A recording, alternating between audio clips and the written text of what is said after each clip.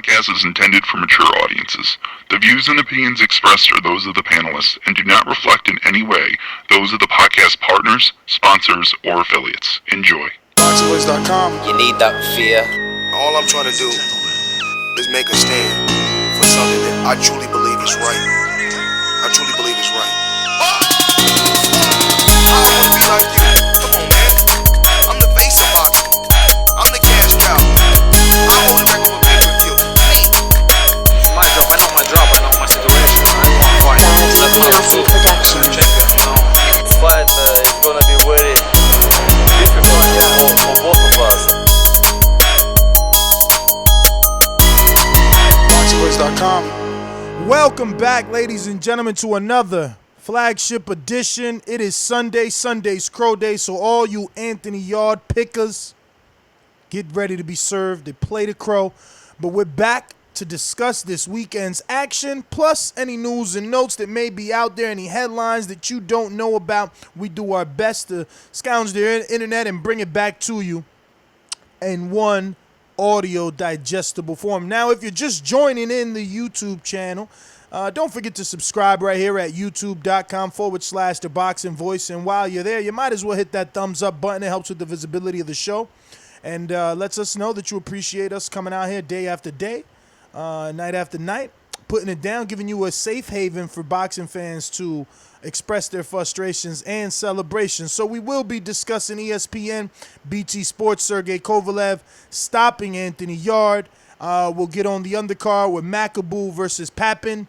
We got the DAZN card with Juan Francisco Estrada, who defeated Dewanye. Just a lot to talk about. We'll get into it. Let me head on out to my co-host. Before I do, you know the number to call in, 1-425-569-5241. Press 1 one time. Voice your opinion right here on the Voice of the People hotline. Let's go out to Indiana. Darleys Production.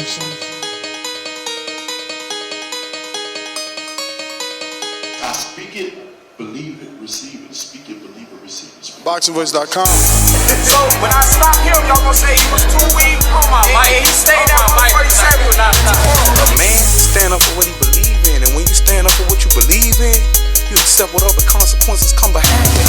Boxingvoice.com. Yo, what up to everybody out there in the TBV universe?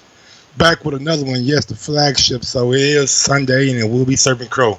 And I got a couple sermons to get myself. But first thing first, I want to start with something a little bit outside of boxing. Big ups to Andrew Luck on a great career. Hate to see you retire, but I understand that it's for health reasons, and all those fans out there booing them, y'all should be ashamed of yourselves. But Anthony Yarde, man, went up to Russia and tried to defeat the Crusher, and Anthony Yarde's came up retiring? a little bit short. Huh? Anthony Yarde's retiring? No, not Anthony Yarde, but you gotta go back and listen. But yeah, he went up to Russia. And he lost to the Crusher Kovalev. Estrada put on a nice performance against Dewanye and just showed level. Like those guys who started boxing late, man, it's an uphill battle with somebody who's been boxing his whole life, like Estrada. You know what I'm saying? So the level showed in that fight. Also, Stephen Fulton with a nice body shot, TKO or KO of his opponent Avelar. Also, we had Brandun Figueroa on PBC. We had Showbox on Friday night with Shishkin stopped Ware in round 8. So there's a lot of boxing to talk about. What's going on in this? What up, champ? I mean, ESPN, BT Sports, biggest fight of the weekend. That's what I was tuned into. That's what I was paying attention to. I went back and watched the Ngannou Makabu fight. He did really good. I mean, obviously, Alexis Papin was a former kickboxer, and he didn't have the success of Dillian Whyte or Big Baby Miller. Not just yet, anyway. Derailed there by Makabu, but it was a good fight. Makabu, I like the way that he fought, man. He kept the pressure. He kept bringing the pain to this guy, and he just pushed that pace throughout the whole fight. And I think really that's ultimately what gave him the nod. Just that kickboxer not being ready for those punches. I mean, he was hitting him with uppies. He was staying inside close. It was a good fight.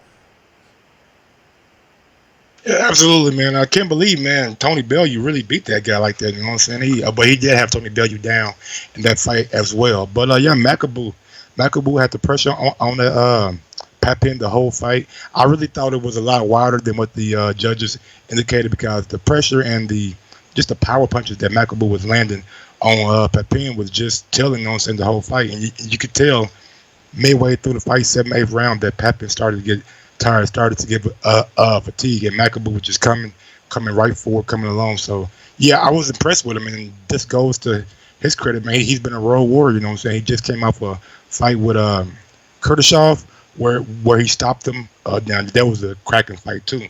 So yeah, Makabu was really been impressive this year in the cruiserweight division. So I wonder if the WBC title is going to be on the line when Bradis and Dorticos fight because Makabu is coming up those rankings, and I would love to see one of those guys take on Makabu after the World Boxing Super Series concludes. I mean, he has some sort of WBC interim or intercontinental. Silver. Makabu has a WBC silver title. It's like his second or third defense of that title. So yeah, he's like Calvin Smith. You know what I'm saying? So I think what the WBC is planning on doing is next year, 2020. Like you said, Calvin Smith is going to get the winner of was supposedly get the winner of Benavidez and Darrell, or Benavidez and Yarde if Yarde come before Calvin Smith. So Makabu is like in that same kind of vein. Yeah, man. All right, man. Let's get to what everybody's here for, man. Anthony Yarde, Sergey Kovalev. Good fight. I went back and watched it. I still only gave him 2 rounds. You know what I mean? Really? I went back and watched and gave him like 4. Mm-hmm. Yeah, I mean, look, 2 rounds, and this is the internet. You know, it's cute. It's cute. I like the stat. You know, it'll make for some good headlines and good water cooler talk. The fact that Anthony Yarde landed more punches on Kovalev than anyone else that he's faced, including Andre Ward. That's cute. It really is. He still only won 2 rounds. But he did good. Everything I said yesterday, I don't take it back. I think that, you know, he did very well. And now, in retrospect, with the numbers coming out, you know, I know he thinks he did well. And I know that he's kicking himself, bro. He's still watching that round right now. Him and his boys, they watching that shit like, damn, bruv, we had it. We had it. You know, because he really did in that round 8, man. It was crazy. I was rooting for him. But he didn't pull it off. Ultimately, Kovalev stopped him late, exactly how Ward thought. And the inexperience showed up. Not so much so the inexperience like the tank, but the inexperience showed up. But to be a guy that's never mixed it up on that level, he did well. I mean, I said it yesterday. I feel like and look, I didn't have punch stats, and I told you, you know what I'm saying? Like, he did better than most. You know, most people were knocked out by the 10th, you know what I mean? And then punch stats came out saying that he landed the most punches on Kovalev ever. So, I mean, I'm glad I'm sure you must be kind of taking that as a, you know, moral victory, right? Not really, you know what I'm saying? Like you said, it's cute. It's nice, a nice stat. It's something that possibly you guys can go back and get a little bit of information from. But the truth of the matter is, it's not what you landed. It was what got landed on you. And the whole night, and you guys know I love Anthony Yarde. You know, so I think he's going to be a world champion one day. But just that jab controlled the whole fight, man. It took you out your game. It made you a little bit more aggressive, in my opinion, because he was connecting so much with that jab, and maybe that's why you burn your tank out. But at the end of the day, good scrap. You know what I'm saying? Like Buddy McGurdy said, he surprised him. I was a little bit surprised, you know what I'm saying, too, because I knew the experience of Kovalev would show, but I just thought Yarde could get it done. But he showed me that he had heart, had some dog in him. Only thing he got to go do, man, is work on that gas tank, man. Like that gas tank is definitely going to have to be addressed in the next camp or the next training session. I know you guys, well, never mind, because there have been people called in and said they seen Anthony Yarde spar. I don't like that narrative or that rumor that came out about him not sparring. I don't know if that was Tunde trying to get a edge or a advantage, you know what I'm saying? But you guys got to get in the ring, you know what I'm saying? You got to know if you can go 12 rounds. You got to know if you can go 15 rounds, because most of these guys spar 15 rounds, you know what I'm saying? So they want to prove that they have that gas tank. And that's the only thing that I can look back towards too and say that was his biggest downfall, was his gas tank. Yeah, man. So what sort of mental edge you think Tunde believed he was getting by leaking false information to the media? Like, how would Kovalev all of a sudden be like, oh shit, he ain't sparring, we got him, y'all, we got, like, how does that help Kovalev? Like, and I'm not being sarcastic. Honestly, I'm trying to see your opinion over how that could have been some sort of mind game. Honestly, I just think that he wanted the Kovalev team to take Yarde lightly. So by putting things out like that, maybe got back to Kovalev, and maybe he just didn't come in the ring, or he hoping that he wouldn't come in the ring as focused as he should be. But it didn't work. You know what I'm saying? I don't know what advantage that you get out of that, but at the end of the day, you know what I'm saying, it's like Monday morning quarterback. We look back on things that said what could have been, or what could have been said, or what should have been said. So at the end of the day, I don't really think it's a big deal of what he said about not sparring. I just think that the public, the way that the public reacted to it was in a negative way. And I quote, I took a big risk for a big reward because I'm not a pussy. Didn't go to plan this time, but my mentality stays the same. Lions in the camp. Big thank you to you for all the love and support. Anthony Yarde's reaction after his, loss to Sergey Kovalev. I think he did well, Mike. I'm not going to dwell on it. He's number 11 on the best ranking system in the world, BoxRec. And I don't think you can put him in that category of a UK bum or Euro bum or things like that. Why you put him in that category? I see some people in the chat, some people on Twitter saying. Man, you got to make that clear when you addressing people in the chat. And you got a hissing noise, man. What's going on over there? Little hisser. I don't know. Yeah, man. So while you give us dead air, I'll go back to what I was saying about him being number 11. And, yeah, man. I mean, who should he go for next? I mean, it was a knockout loss, so we got 90 days to think about, so we ain't seeing this dude till next year. You know who he could go for? Chad Dawson. Chad Dawson? Chad Dawson.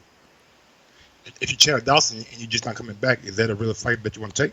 What? First of all, Chad ain't just coming back. He coming back to slow roll. Somebody gave him a fight back in June 29th at the Foxwoods Casino. That's right in his area. You know, he's originally from New Haven, Connecticut. He resides in New Haven. What happened? One fight in the past 3 years, so he's just not coming back. Yeah. No, he's just coming back. You know what I mean? So that's perfect for y'all. Former world champ, a name. You take him to you take the American over to UK, and it's that's a decent name. But I think Dawson is a southpaw. But that's one name. And you know me, I tried to give AJ a tune-up. I'm not that dude that wants Yarde to get in there with Beterbiev or Bivol next. Like, nah, let him grow. Let him grow. He got that connection with Frank Warren and Bob Arum. He should start looking at the Ramirez. Maybe a fight with him and Jesse Hart so he could get Ramirez. Now, I know Hart is highly ranked in that division. Already, for whatever reason, he's already ranked up there. But, Who else could he? Joe Smith Jr., right? Bivol knocked him out, right? Or Bivol Yeah, took him Joe out? Smith Jr., Sullivan Barrera, Blake Caparello. Oh, yeah, like you those kind of said, you names. said Sullivan yesterday. You like Sullivan then. Yeah, because Sullivan lost to Jesse Hart. And he's like a good barometer in the division to, you know what I'm saying, see how good you are. Can you go to that Did Jesse next level? stop him? No, he got a decision. A decision. So if he's able to stop him, there's some things to be said because I believe Bebo stopped him and somebody else stopped him. I don't mind Barrera. I mean, he was on HBO. He's been on DAZN, right? And he's been on, I don't know. I think that's it. That should be enough. Well, ESPN, right? So, you know, he's got some sort of cachet to that name. There's really nothing there. I mean, if you really want to go the slow route, you can take Igor Milelenko on. He's number 12. He's a Moneyhan. He's a common name with Kovalev. You're right. And look, they'll probably go for Igor Milelenko quicker than they would, you know, a Barrera or something like that. Like the UK doesn't mind putting on Eastern Europeans over there. So dust off Shabransky. Lost to Kovalev, lost to Barrera. See, I wonder why promoters don't think like that, though, because, like, if you look at DAZN yesterday, I mean, Flip fought some dude named Heredia, and it's like, why not find, like you said, dust off a name that we know? Like, how is any fighter, how is a Anthony Yarde gonna get any sort of popularity, residual, you know, profile raising by fighting like 7 Forney? Nobody ever heard of him. Nobody seen him fight, but he got an IBO belt. I know he's got an IBO belt. So, I don't know. Maybe they want to go that route. I do like Joe Smith Jr., though, because Joe Smith Jr. has a good chin. We see him in there against Sullivan and Barrera. We seen him in there against Dimitri Bivol. And he's going to definitely give Yarde some rounds, and that's what Yarde needs. I believe that the Joe Smith fight could be a good fight, too. Now, BoxRec has Dominic Wade ranked in the 75. That could be because, you know, he's not fighting for a title, so he's not coming in that weight. But maybe he made a move. Callum Johnson's a big puncher, but he's also with Matchroom. That probably won't work out. Tommy Karpensa, he upset Chad Dawson, but he don't got that former world champion cachet. So, you know, in one hand, it makes sense to fight Karpensa. You know, he's probably more durable than Chad Dawson and give us more answers. But in the other hand, you might as well fight the dude with the name. So, what's the guy that Adonis Stevenson had 2 fights with? He's a Caucasian fella. Fuck it. Let me go look at it. I know. Andres Fonfera. Fonfera. Yeah, that's a good name too. He's a name that's fought Adonis Stevenson. I believe he fought somebody else too that's notable. So yeah, you got to give Anthony Yarde a good bounce back fight, but you got to give him somebody with a name and somebody that's gonna give him rounds, because rounds is like what he needs. But I bet you they end up signing him up with Isorio Pirato. I'm telling you, some dude. Not that I know him, it's just the weirdest looking name on that, in the top 50, and that's how they do. Like, we never thought Fury was gonna fight. What is his name? Sriracha or some shit? Payanetta, and what was the other one? Safari. Like, yes, we never knew that. We never thought they was gonna fight them dudes. Like, you know, all that other dude, Sanad, Gashi, like they just be finding these cans, bro. I'm just keeping a G. From out of nowhere, these dudes end up coming up with some cans that be ready to go. And I don't want that for Yarde, man. I don't want that from Yarde, because right now, there's the haters. You know, they're usually UK dudes right now. The ones I see, they calling Yarde shit with an E, so I know they're from the UK. Then you got the people that roll with Yarde because we seen something. You know what I mean? Then you got the people that jumped on the bandwagon when they almost seen him knock him out in the 8th, you know? And those are the ones running around saying, like, yo, man, look at what he did. If he just get a trainer, you know, those are usually the ones saying, oh, he need to get rid of his trainer. But they still ended up being Anthony Yarde fans. So that's where I'm at. I'm a fan. And now that I'm a fan, I don't want to see him go back to the Travis Reeves of the world, because honestly, that's what Tommy Karpensa is. He's just another Travis Reeves, maybe a step above. You know what I mean? Maybe a step above, but he's still no different than Travis Reeves. You know what I mean? Isaac Chilemba is a name, but he's a tough fight for Yarde. That's a boxer. You don't need that right now. Apollo 2. We don't need that right now. He's all wrong for you. But Carl Marat is another dude that I think he fought B-Hop and maybe Kovalev. I could be wrong. I'm not using BoxRec. And you got Julio Cesar Chavez, rumored to be back. He fought in Mexico. He's at that 175. Try to steal that from Daniel Jacobs. Can Frank Warren offer more? Can he make that fight? Can he really? Because look, Chavez has been rumored to be back, and not back because we know he's back, but what I mean is like rumored to be back on the real scene for a while now. No one's been able to do it. We heard first he and Sergio Martinez, and we've heard all types of things. He and Fonfora rematch, and then he and Daniel Jacobs. And now, if Frank is intelligent, bro, you pay that dude the bucket. You know what I mean? Bring it all over there and bring him to the UK. What do you think about Julio Cesar Chavez Jr. and Anthony Yarde? I think that fight will have to happen over in the States, over in the States in like Vegas or California somewhere. I don't think Frank Warren has enough to pull Chavez Jr. over there, but I think it'll be a good fight again. Go ahead. Think about it like this, bro. Chavez Jr. ain't been hot since when he won the title from Sebastian Zbik. Gennady Golovkin went to the UK, and he got more cachet than Chavez. He sells out 20,000 East and West, right? So, like, he was a ticket seller. So it was like, yo, man, we can't really take him out of his market because he's selling 20,000 tickets for American prices, right? Then Chavez never did 20,000. Like, he never did 20,000. You know what I mean? He probably came close to it when he fought Martinez. But I doubt it because that same day, Canelo was fighting Josecito Lopez across the street in Vegas. So I doubt it. I mean, I think you could think about it though, Ness. Earl Spence, Gennady Golovkin. What's the other guy's name that I just thought about?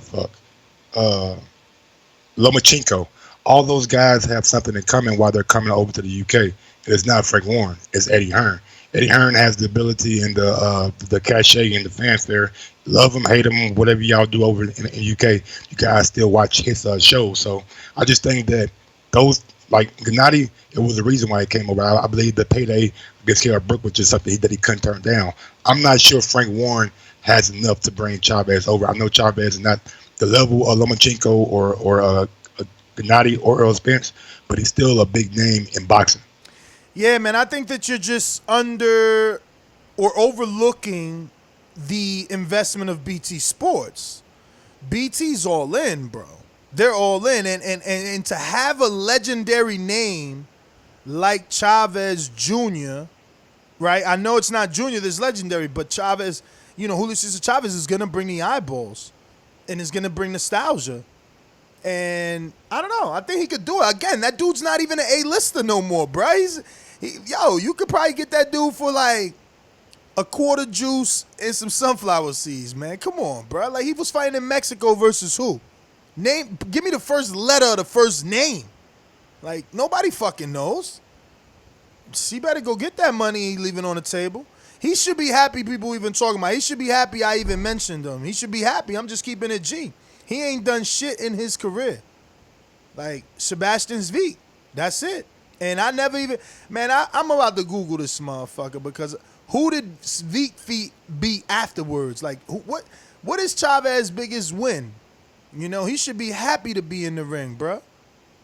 I want to give a big shout out to Julian J. Rock Williams, who came out and supported Anthony Yarde in a tweet. And if Anthony Yarde can take anything away from that Julian Williams tweet, it was that he's been there before. He's been a title challenger who came up short and redeemed himself. So, big ups to Julian Williams coming out in support of Anthony Yarde. A lot of people took to social media yesterday. Absolutely, even Eddie. He congratulated Yarde on his performance. So. Who? Eddie Hearn. Oh yeah, what'd he say?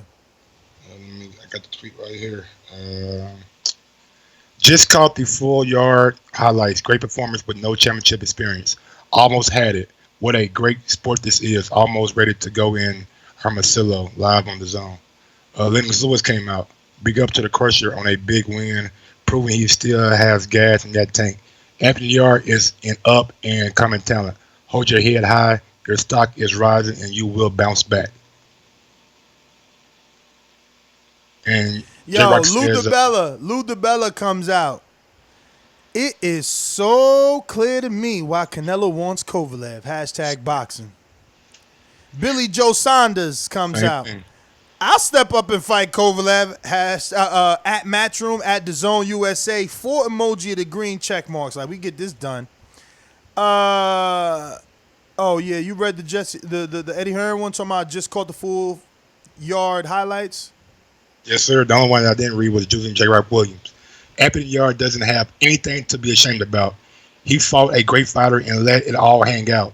That was my first time seeing him, and I was impressed. Did you catch Jamel Herons talking about when you realize Kovalev still doesn't handle body shots, and he put the emoji of Canelo smiling? I told you, see, not everybody going to jump on my dick, but it ain't really going to be my dick. They're going to jump on the media dick and everybody else who's all, now thinking Canelo about the wise Kovalev. But when I say he was going to do it in 3 or 4, I was crazy. Niggas talking about, Ness, he's a cherry? He's cherry picking Kovalev? Now look, now everybody talking about, now everybody got their motherfucking hand up. Billy Joe talking about, I'll fight him. Why you ain't call? You see, this is what I'm saying. You motherfuckers is pussy. I'm just keeping it real. Look, I can't beat you. No, I can't beat you. I can't beat you in the ring. It's disrespectful to call you a pussy. But you sit around here and you let Canelo do all the shit. Canelo got 2 fucking phantoms carrying his balls. The rest of you motherfuckers in them divisions is scared. And niggas is in the chat like, Nesby, Dick Ryan, Canelo. It's the Latin bodies. Meanwhile, he the one been said I want Kovalev. Why none of these tough guys? Yesterday, everybody became tough. Everybody tough yesterday. You got lightweights calling out Kovalev now. You know what I'm saying? Stop letting motherfucking Canelo put a battery in your fucking back. Once you get some heart your goddamn self, do something your fucking self, and then maybe you could get in the ring with Canelo.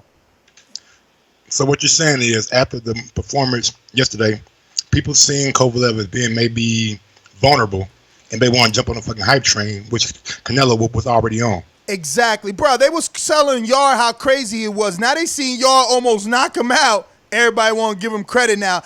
2 days ago, he was a bum that ain't never fought nobody. He's crazy. His trainer is crazy. They need this fight for validation. Everybody's psycho over there. Now, all of a sudden, Kovalev's sweet. He bear meat now. Everybody licking their chops. Ooh, Kovalev, give me a shot. Man, get the fuck out of here. One thing that I gotta commend Kovalev, bro, that motherfucker showed some heart, bro. He showed some heart that after that 8th round. Bro, stop lying right now. Bro, he got beat the fuck up. Stop lying before I whip out the motherfucking soundbite, man. 3rd round, that dude was gone. Yeah, That's why I'm telling you, Canelo stops him inside of 4. You gotta realize, I'm gonna do 1 through 6 on the bet just to be safe. Canelo stops him inside of 4. This dude was in the 3rd round already holding Yarde. Yarde just ain't never been there before. Understand, Kovalev was spent the 8th round. He was, Buddy McGirl, I heard the fucking audio. He wanted to stop it. Kovalev came back in that fucking 9th round. I know Yarde was probably gassed. He was tired, all that shit. But Kovalev worked Yarde. Bro, Kovalev ain't come back in the 9th round. That's how you looking at it now in retrospect. Go back and listen to yourself. He didn't have it. Yarde was supposed to come out in the 9th round and finish Kovalev. He was too tired. Exactly. So Kovalev ain't do nothing but take the opportunity the Yarde left for him. He did what he was supposed to do. I'm going to give him credit for surviving, because that's what he did. Survive. That young boy let him get the fuck out the ring. Surviving, though. Bruh, that young boy let him get out that ring. He let him get out that ring that round. It was no way he was supposed to survive that round. Not after that right and that left either. I mean, that right and that left, that shit was crazy. He almost took Kovalev's head off his neck. But, bruh, it's that tank, man. When you never been there, you never been there. And I know people probably hating like, nah, shut up. You ain't been in the ring, huh? Yo, you right. I ain't never been 12 rounds. That's why you got to go 12 before you start trying to go 12. At least in a fucking sparring, go 12, but whatever. We ain't here for that. We ain't here for that. We are for though. Let's glance forward a little bit. Kovalev versus Canelo. Stop. You really think? Stop. I'm asking you a question. Do you really think Canelo just going to dispatch of a naturally bigger night? Like, let's take into consideration. Canelo's not a natural 175er. He started at 147. Homie, that's a $10 million accolade. He paying $10 million for that motherfucking strap. He want to make history. Now we got a Mexican heavyweight. We got to have only one Mexican that moved up this many divisions. Bruh, that's yo, if you don't see that shit, I'm done fucking with you on this picking shit in terms of gambling. If you don't see Canelo he gonna beat the brakes off this dude. I'm talking about brakes. If you thought Kovalev looked old yesterday, and he looked old, okay? Like his face looked old. All right? He might have fought well. People could say he threw a lot of jabs, which he did. He landed a fuckload of them too. But bruh, he will not last with Canelo. He would not. And it's funny. It's funny people think I'm biased with Canelo, but ain't even my dude. But look, he the one out here putting it on people. He ain't gonna do none of that hands down bullshit. None of that. That lateral movement, he gonna slip that jab. It's gonna be too easy. He gonna slip that bum ass Kovalev jab, left hook to the body. I cannot wait for that fight. I want to see how Canelo's able to take Kovalev's power if he catches him with that right hand. I'm just saying, but like, Kovalev ain't even got no more power, man. He ain't even got no more power. Y'all was in there taking all that. I don't listen. That wasn't a knockout to me. Even Tunde said it, man. That's exhaustion. That wasn't a knockout. That was a jab, bruh. He just was done. He was spent. I seen it before with Mike Jones. He spent his load on Krushes. It happens in the ring. You think you're gonna knock somebody out, you go for gusto, and you left it there. And that's okay. That's okay. The issue is he ain't Mike Jones. He wasn't the A side, so he don't got a rematch clause, so he can't do it again. But he spent his load, man. He could have, again, I fuck with Tunde, but he ain't say nothing. He ain't say nothing. He could have told Yarde, like, Yarde, man, yo, you heard him in the last round. Come in behind the jab. Double up the jab, then shoot the right. Don't go in there again with your left hand down, putting your face out so you get hit with an uppercut, acting like you the man. No, we got this motherfucker hurt. Now, let's do this. He ain't say shit. He rubbing his chest. This motherfucker was rubbing his chest, and y'all, man, get the fuck off me. He like, what, bruh? No, you doing it too hard. Fuck is you rubbing my chest for anyway? Tell me. Somebody show me where another motherfucker, and I look, I'm not doing it to hate on Tunde, but show me another great trainer rubbing chests when you fucking your man about to go down. Ship going under. You rubbing chests. Nigga, get in his ear. Lions in the camp. Whisper something. If you ain't got no motherfucking, skill to give him, no technique, no secret to say, at least add some motivation. You just rubbing chests. Man, I'm done. Fucking done.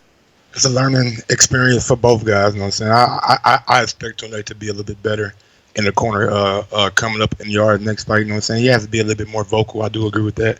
But I've seen trainers rub people's chest before. Man, it's not out of the ordinary. Not when they in danger. You rubbing a dude chest when he winning. You like, yeah, we got this, champ. Not when the man, you supposed to be telling like, bruh, shit, yo, it's the 8th round. You know we was fighting for a knockout. We got to go for it. Start putting that left hand up because we can't afford for you keep taking jabs. Your eyes swelling up. Like, it was a lot. So much could have been said. Come on, man. Nobody, if anybody wants to say I'm going too hard, then they just fucking dick riding. Like, they being sentimental. This was my man's championship fight. He needed some direction. And then he almost did it without direction, and you still don't step in that 9th when you were supposed to.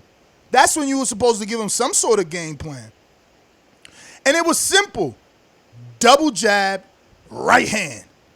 Not lead left hook. When was he at least going to tell him that? Like, yo, let's stop doing the lead left hook. Let's just stop for a little while because he's expecting it now. He's anticipating. You've been doing it for fucking 8 rounds. Lead left hook. Lead left hook. Lead left hook. Where the fuck was the jab at? He did like 5 stab jabs to the body, bruh. Again, he gonna watch this shit and it's going to fucking haunt him. It's going to haunt him because his tank let him down, and he had that dude out of there in the 8th. That's 2 things. Every time he watch that 8th, he gonna hate himself. He gonna be throwing shadow punches. Damn, bruv. Look right there. Damn, bro. I should have hit him right there. Then he gonna watch the next round like, damn, bro, I was gas. Because I don't fucking run. And you motherfuckers yelling lying instead of telling me I'm lying. I need to be running laps. I need to be doing rounds. But whatever. We'll be back. They'll get another shot, right? Everybody came in there, what? Buddy McGirt went in there and said, you going to be champ again. Kovalev said, yo, you great. You going to be champ. So, let's wait on that. Let's wait on the next opportunity. Let's just hope that when you get that next opportunity, he ready. Let's hope he ready. Let's hope that, he going to keep that lead hand up. Let's hope that, he going to move a little bit more, too. That shoulder roll, that shit fucked him up, bro. He took so many jabs. It just chipped away at him. Eventually the swelling, everything, all that affects the judges. They see you all beat up like that. And if you notice in the 8th round, when he kind of went to that high guard, he had a lot more of his success when he changed that guard up. You know what I'm saying? He wasn't really doing that shoulder roll in the 8th round, but he went back to it. I don't know why. But we got a super chat from Calvin Maffet. Yarde. So what do you think I should do about his jab, Tunde?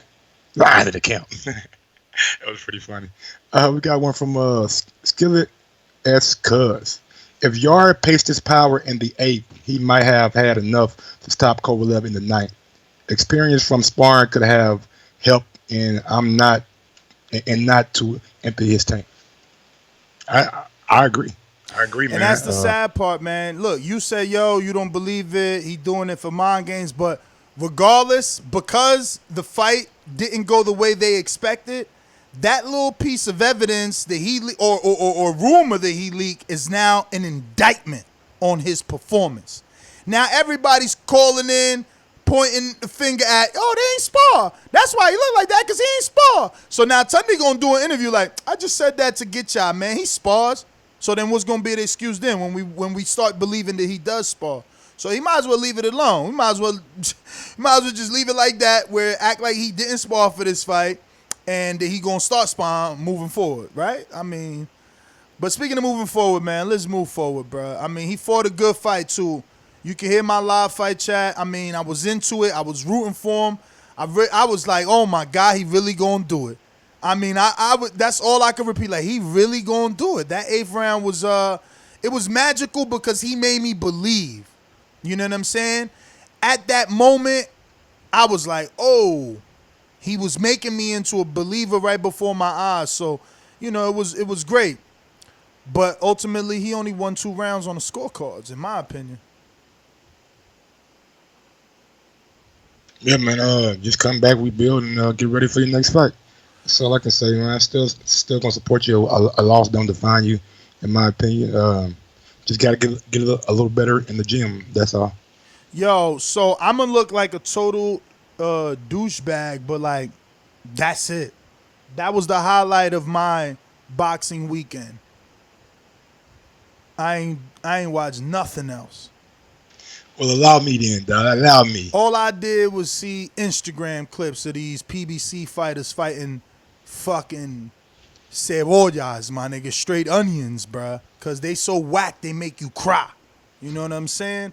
Fucking garbage is what they put on. And then the DAZN card, like, come on, man. I wasn't watching no fucking. And I seen somebody in the chat, I'm like, oh, I want to see Beeman again. Nigga, go rent the fucking. Hey, he came to fight. Go rent Any Given Sunday, bro. Ain't nobody got time for that shit. You want to see Beeman again?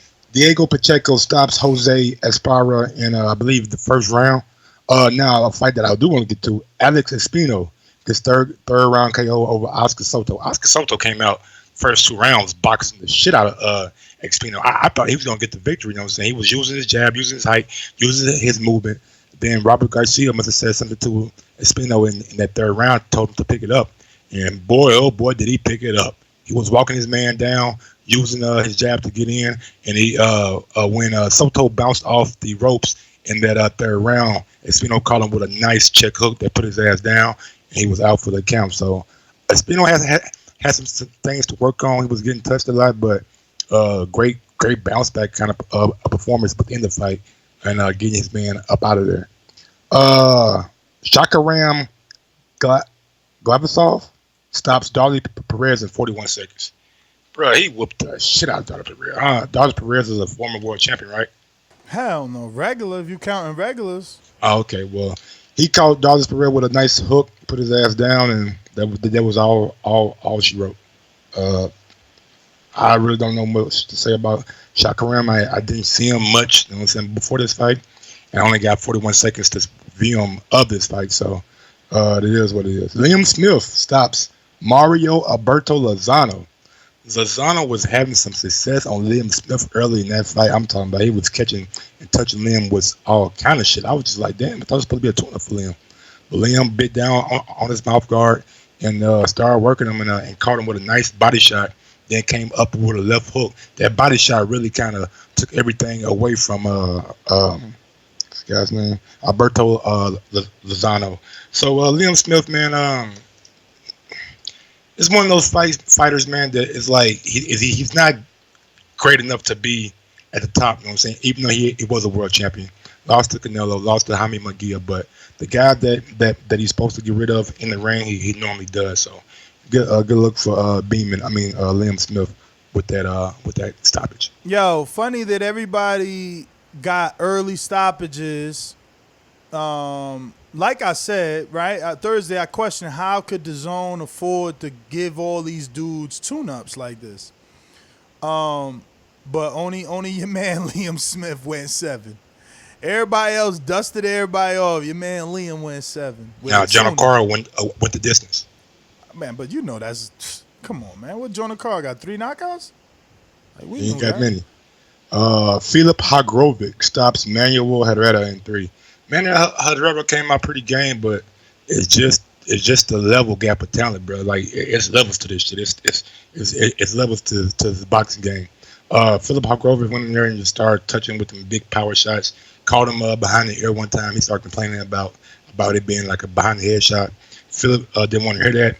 Started touching him, had him, knocked him down. When he got back up, his legs was not there.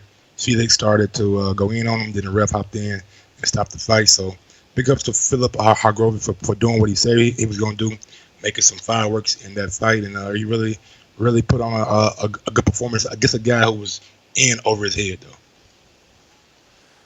Yeah, man. Could have told you that. I'm pretty sure I said that Thursday. What's next for Filip?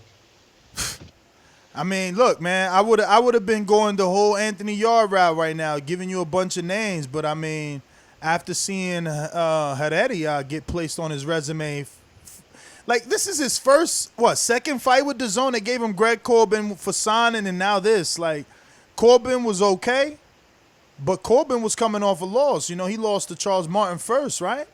Or Konaki. Somebody beat Corbin. Lost to Charles Martin, but he got a DQ because he kept on hitting Charles Martin in the nuts. All right, then. So they was already giving Heredia a dude that they knew Heredia could beat. They watched him, and they're like, all right, this name just got used. He's vulnerable. Let's get him, you know?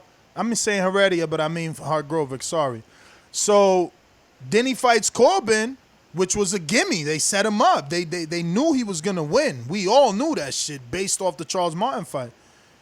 And instead of at least a sidestep, you know what I'm saying? Like, the dude already got... Man, he already got a man sawing his record and Tom Little and names like that. Like, it don't make no sense for us to see a Mexican that ain't even a heavyweight, bro. How many Subways he had in his stomach? I told you I ain't watch it. Did he look overweight? He didn't look in the best of shape, but I think the reason why Eddie Hearn put all those kind of guys on the card was to bring in some more fans to the event. You know what I'm saying? The more Mexican guys that they can put on the card down in Mexico, the more fans you could probably bring to the event. So can't really blame him for doing that, but I do feel like what you're saying, like he's fighting Mir Mansour, he's fighting Kevin Johnson, he's fighting Greg Corbin, then he take a step back. Like, this is not the direction that you want to see Filip go in. It's just a waste to fight. And again, it's like, I can't wait to interview Eddie again. It's like, yo, what's the thought process behind Heredia fighting Flip? Like, how could you afford to give Flip this bullshit fight?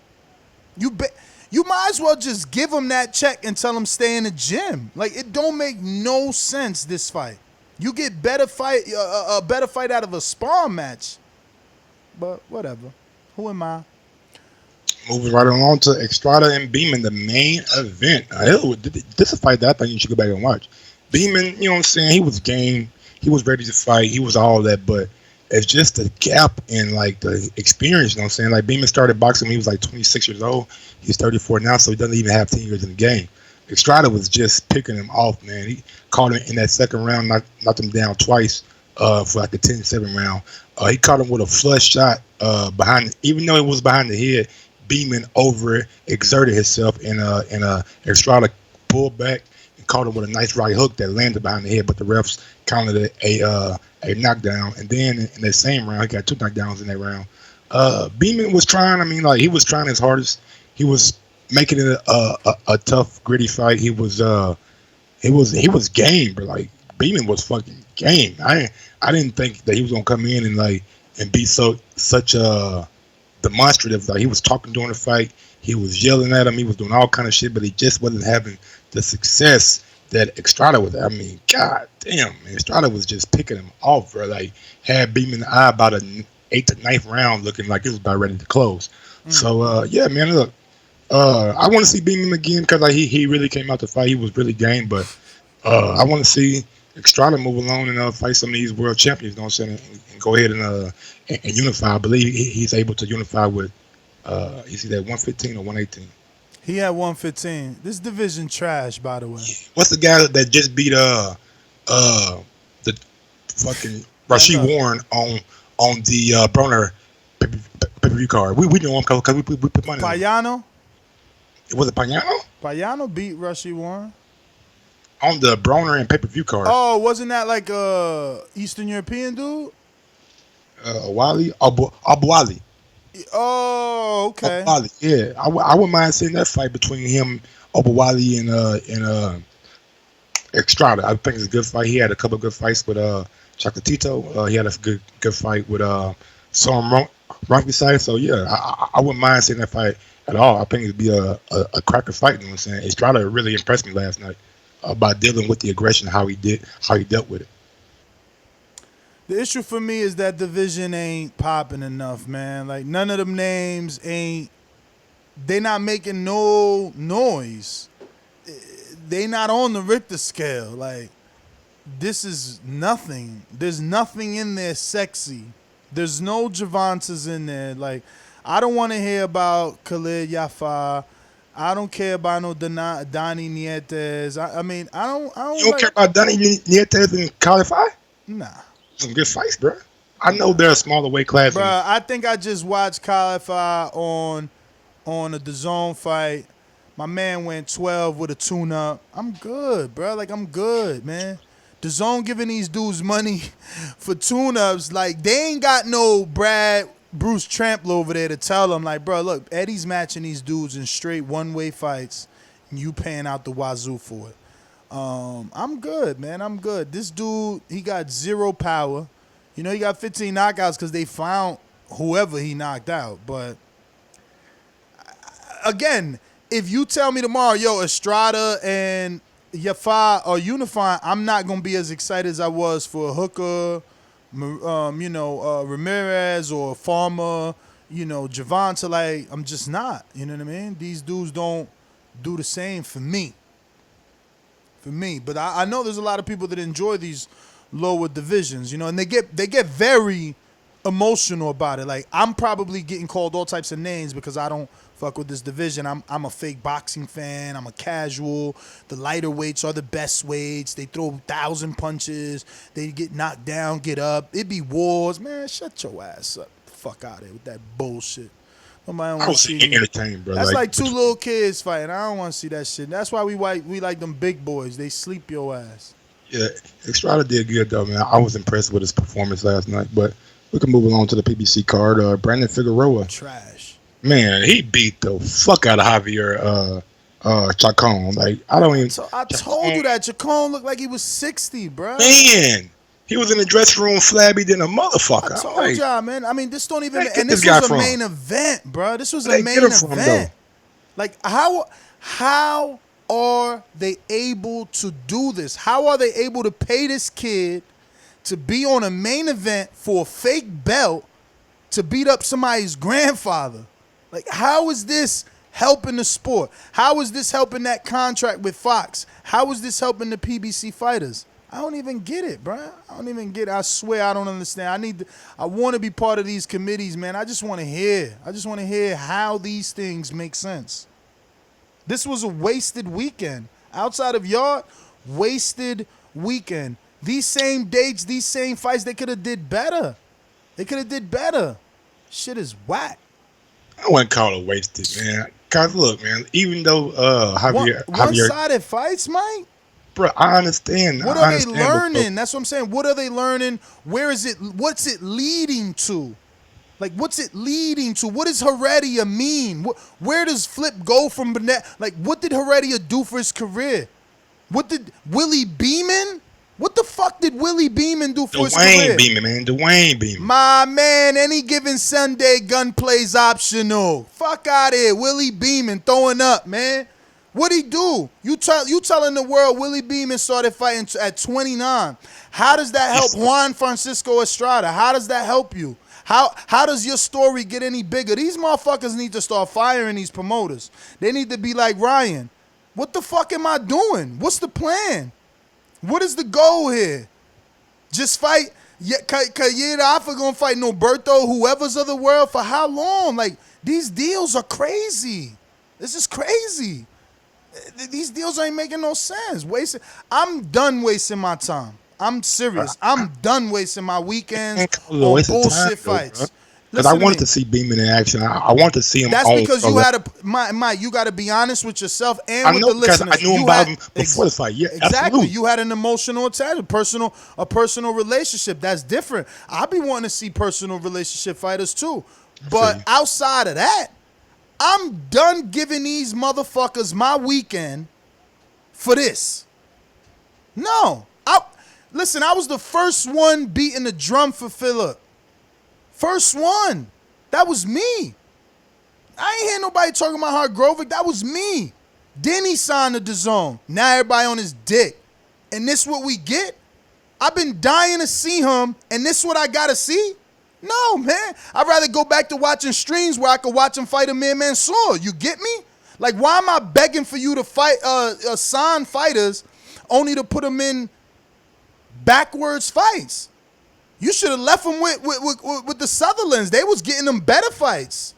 That's just the plain truth, you know? Yesterday, the Sutherlands have given better fights. Kevin Johnson and Amir Mansour is way better than... And Tom Little, bruh. Tom Little is way better than Corbin and Tom Little is more known than Heredia. Heredia, that was a waste of time.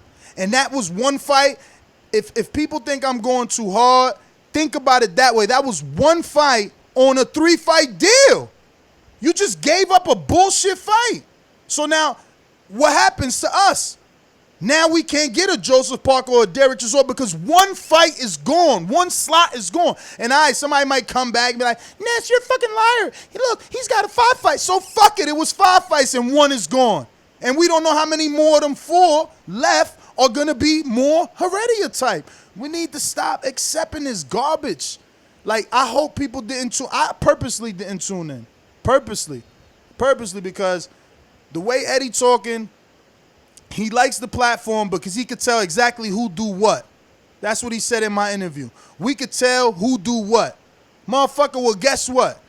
I know you was talking about your fighters and the fights that come on, but now you going to tell what I did, and I didn't tune the fuck in. I'm going to be that one household that didn't tune in because that's trash. But it wasn't an Eddie thing. It was a PBC thing, too. Fuck that garbage, too. Brandon, a heartbreak kid. Man, get the fuck out of here. His ring was nice. The ring music was hot. Bro, he don't even know how to build a fight, man. He don't even know how to. And wait till I get Steph back on here. Steph talking about, I ain't even going to repeat what he said. I thought he had a little more than that. Come on, bro.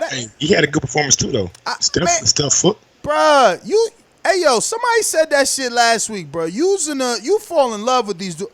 Fuck that performance. It's more than just that. Don't you get it? It is more than just fighting in the ring. You gotta be an entertainer. How you gonna get up there? Yo, what was her name? Kate? I don't want to mess up because that might be Barack girl, right? That's Jordan Hardy. Oh, that was Jordan Hardy. All right, my bad. So Jordan she basically lobbing the ball to both of them. Brandon, so what do you think about a fight with Cool Boy? And he's like, yeah, I work hard. And it's like, that's not what nobody came here to hear. His fans was booing Steph. He ain't even say nothing but, I fight whoever. Boo! It's like you got a crowd. You ain't even playing up for them. They here for you. Say, I'm going to whoop his ass. He better get out my... Say something. You know it sells. Like, we've been watching it sell. You know it. Y'all just got everywhere he got by saying lines in the camp. He said it long enough till people start repeating it. Like, I don't get it. The blueprints is there. I swear to God, I get mad so much because I feel like it's so easy. It's so easy. I don't get why they make it so hard. Because the people that follow the blueprint, they get there quickly and easily. But whatever, man. But Brandon Figueroa did go in there and beat the shit out of Javier Chacon. He did his thing. He should have got an assault, man. That's somebody's grandfather, bro. Stephen Fulton went in there and got Isaac Avelar out there in the 6th round with a nice body shot that just put him down and he could not get back up from. So big ups to Stephen Fulton. And Another nobody. Title. Also, undefeated nobody with all fights in Mexico. All right, I guess you kind of woke up on the wrong side a bit. That like you don't like boxing no more. What's going on? Was he an undefeated nobody or not? Have we ever seen him? Or all his fights in Mexico? And that's what I'm saying. Like, I get them though. The problem is, it's not 10 years ago no more. It's not 10 years ago no more. So I get upset. And if y'all not gonna get upset, I'm gonna get upset for you because you calling me stupid, Mike. That's what you telling me. By trying to put Fulton in the ring with this fake undefeated dude, you calling me stupid. You think I'm a sheep. I'm dumb enough that I'm going to fall for the fact that he fought an undefeated dude. You know? It's like, oh, man. And now for Fulton, bruh, and nothing against him. Nothing against him. But you heard him the last time we had him on the show. Man, I'm the only one fought 8 undefeated fights. Number 9 now, champ. Number 9 now, you getting that false sense of confidence. Because who the fuck is Isaac out? Man, who is that? And what has he done? And who has he fought? And why is he there? Oh, Mike told us. Because he's Mexican. This fight was in Mexico. And they need some Mexican residents to be in the stands. Come on, bro. Nah, man. Like, we not dumb anymore. We got the internet now. We need to stop letting these promoters fool us.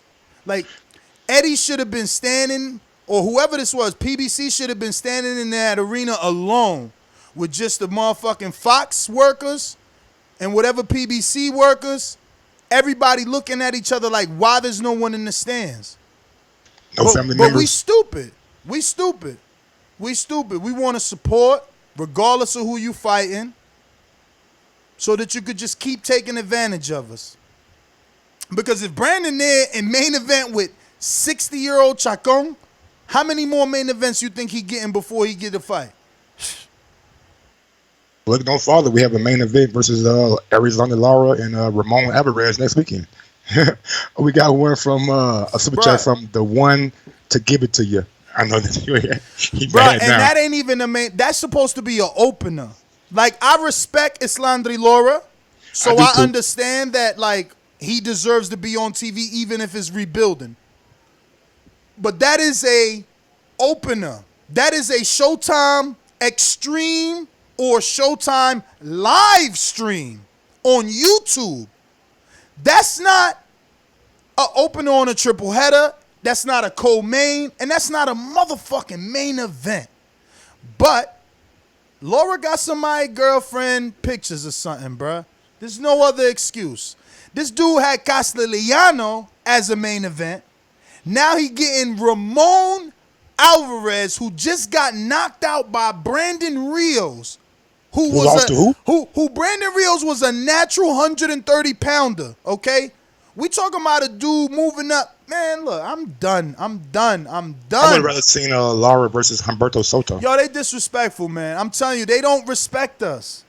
They don't respect us. And right now, when there's so much boxing, so many apps, so much shit we got to pay, we should not be taking it. I'm telling you, we should not. Now I understand why you paying monthly.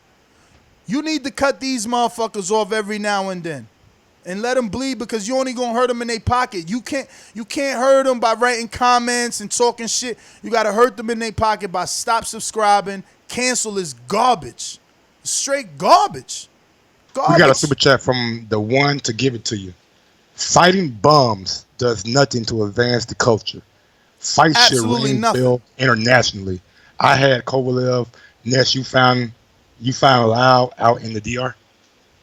Hell yeah.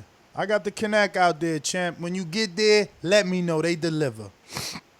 I done hooked up plenty of people out there. But yeah, I mean, look, man. I can agree and disagree. Fighting bums does nothing to move the boxing culture forward, but on the road to like being a champion, you're gonna have some names on your resume that aren't going to be the most friendly to the boxing public. So I mean, I get where he's coming from, but you got to look at the other side of the. Mike, ain't nothing to look at, Mike. You see these type of names on Earl resume? No, right? Because a fighter tells the people that work for him what he wants to do. Same way Canelo telling people what he want to do.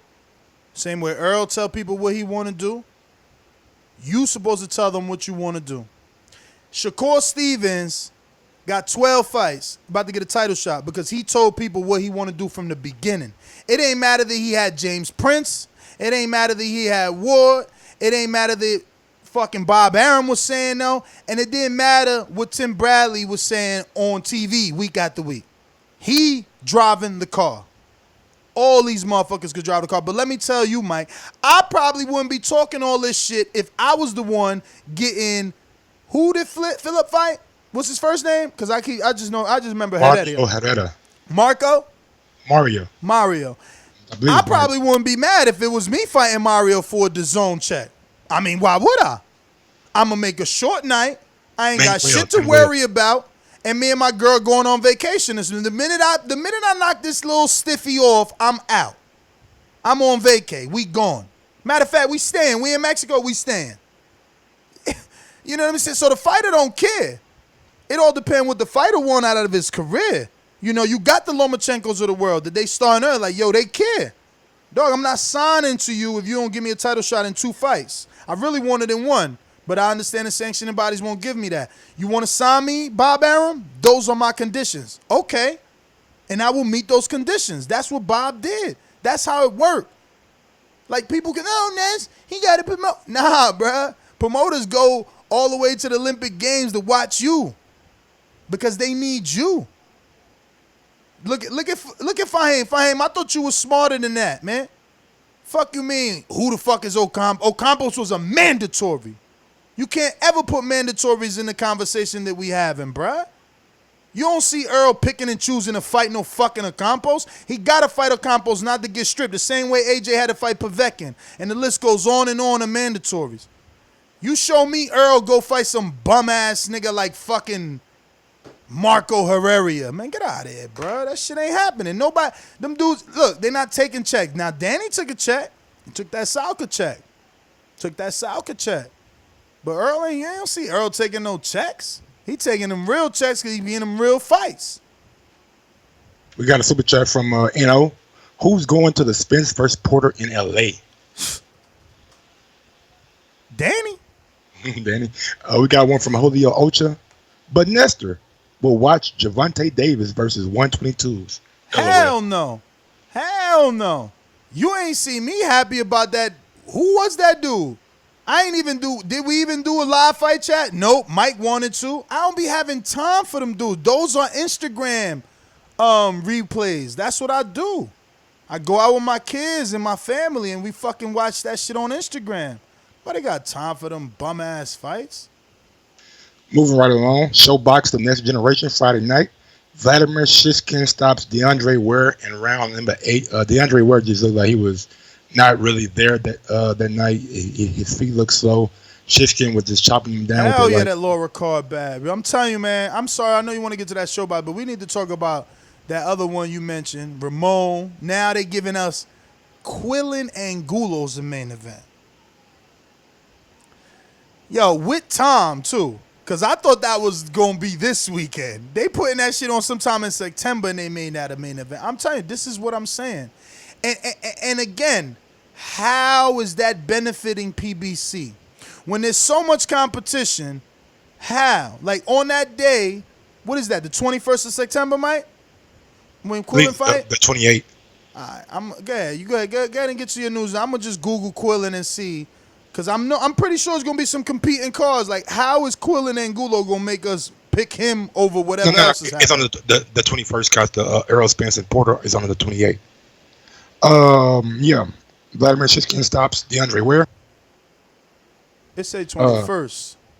Shohjahon Ergashev stops Abdil Ramirez in like 3-4 rounds. The Ramirez guy was tough, but he just was in over his head. Shepard Shaw was using his range much better than he did in the Mikhail Fox fight. He really put a nice performance on. But again, like Ness said, like this guy wasn't the level of a Mikhail Fox, and we seen what Mikhail Fox could do to him. Even though Mikhail Fox Fox, yeah, is not the elite of the elite, but he had a good fight against Ergashev. So I guess we'll see him again on Showbox sometime soon. Jaron Ennis retired Franklin Mamina. Really was a fight that I didn't see, but they showed the highlights of, and Jaron Ennis was just proved to be way too much for that guy. The guy did come back off his stool the first round, so Jaron Ennis with the victory. And Brandun Lee, up-and-coming prospect, stops Francisco Medel in 3 or 4 rounds. So Brandun Lee, I didn't know about him, but Ron was telling me about him, so I'm more invested in him now. I want to see him back on Showbox. Eddie Murphy nephew or some shit like that. Who? Brandun Lee, Eddie Murphy nephew, right? Really? Yeah, Mike. I don't know. Yeah, man. I don't understand why they ain't using that shit. Don't have him on a untelevised fight, but it is what it is. But that's the end of the Showbox card. So on the 21st, there is no competition, so they got that off. They the only September 21st fight so far. Ooh, so they are? Okay. Yeah. I was wondering what's going to be like. I mean, there's something happening in South Africa versus Sefa Safari as a cruiserweight. There you go, Tyson. Your man dropped. You beat him so bad, he dropped down. Yeah, right. So, what's next, Mike? Andy Ruiz comes out on Twitter and says, I own and popping June 1st and made history becoming the first Mexican-American heavyweight champion of the world. I'm looking forward to ending his career in the desert. Damn. I don't know Spanish, so I can't read the rest. Oh, yeah. I seen that part. Let me go to it. He said, I got to pull it up. Mostraré. Nah, mostraré. I don't have it pulled up, so I don't even want to, I remember it, but I don't want to fuck it up. So I'm sending it to you right now. It's on his Twitter, right? Yes, sir, but it's delivered. There you go. I got you. Hey, Mike, where you at? Yeah, wow, those are some big words, though. Retiring Anthony Johnson in the desert. This fight just got a little bit more. Bruh, I told you that. He's only telling you what I told you. Not to say that I believe it's going to happen, but I told you 2 back-to-back losses are devastating. Devastating, especially by knockout. If Andy knocks him out again, bruh, the man about to get like $100 million for this fight. Like, he out. What do he need to be around for?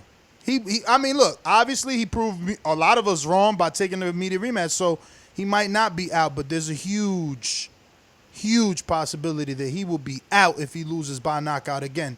So he said, muestraré la grandeza del boxeo mexicano en Arabia Saudita.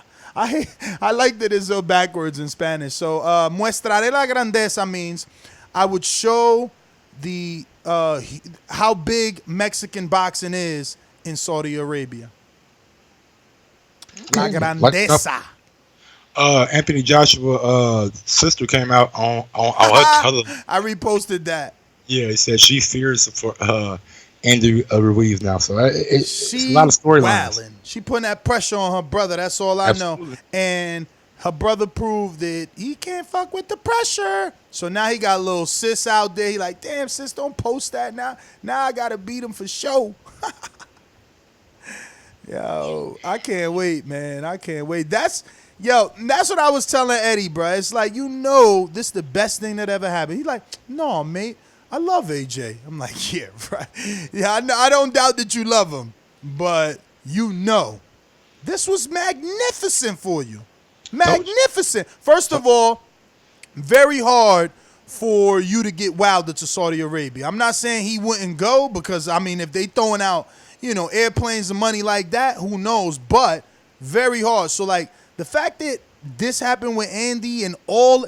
So now by the time you get to the Wilders and Fury, Saudi Arabia throwing you parachutes of money. Them shit's just dropping off at the big house lawn. So all this got to do is be successful now. And maybe we'll see more big fights because they have the dough. Third one so far. Third one in like a calendar year. The World Boxing Super Series did one last year. Amir Khan came back and did his versus Billy Dip. Now we got Joshua and Ruiz. So yeah, but I just feel like those were nothing on the scale. They didn't move the needle. They were not in the same location. And it's just Joshua, bro. It's global attention. So I'm hoping that they capitalize, And for Andy, so someone said, fighting on your terms, huh? Giving it large about the contract lawyers in the comment section, yet you've done exactly what they said you would have done. We knew you would. Andy came back and said, there's levels to this. Yo, because he said contract lawyers in the comments. No. Yeah. I remember that.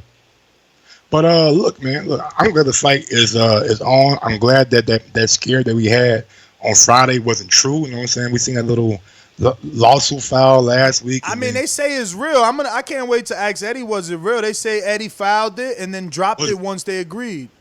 Yeah, it was. But listen, that's what you need to do because it's like I told you. If Eddie files for a lawsuit, that shit takes time. So the best thing you could do is drop it immediately. I'm just glad everything worked out and we're getting the fight that we want. But we knew that, man. You and I said that from day one. It was always about money, and Eddie always had to make it right. It was a matter of, how much he was willing to budge. That's just the bottom line. Heyman and his team were going to be, probably pushing for a number. And Eddie had a budget. He wanted to keep you in a number. Big ups to Andy for getting his money though. I'm not mad. Like I said he would. Yeah. All these motherfuckers. He gonna get sued. Man, shut up. Told you they was gonna settle. Shut up. Bunch of dummies. I'm moving on to the news and notes of the weekend. Carlos Takam says he's ready and willing to welcome Usyk to the division. So hopefully, I know it came out that the fight with the guy that we. Yo, matter of fact, let me report on that because you missing something.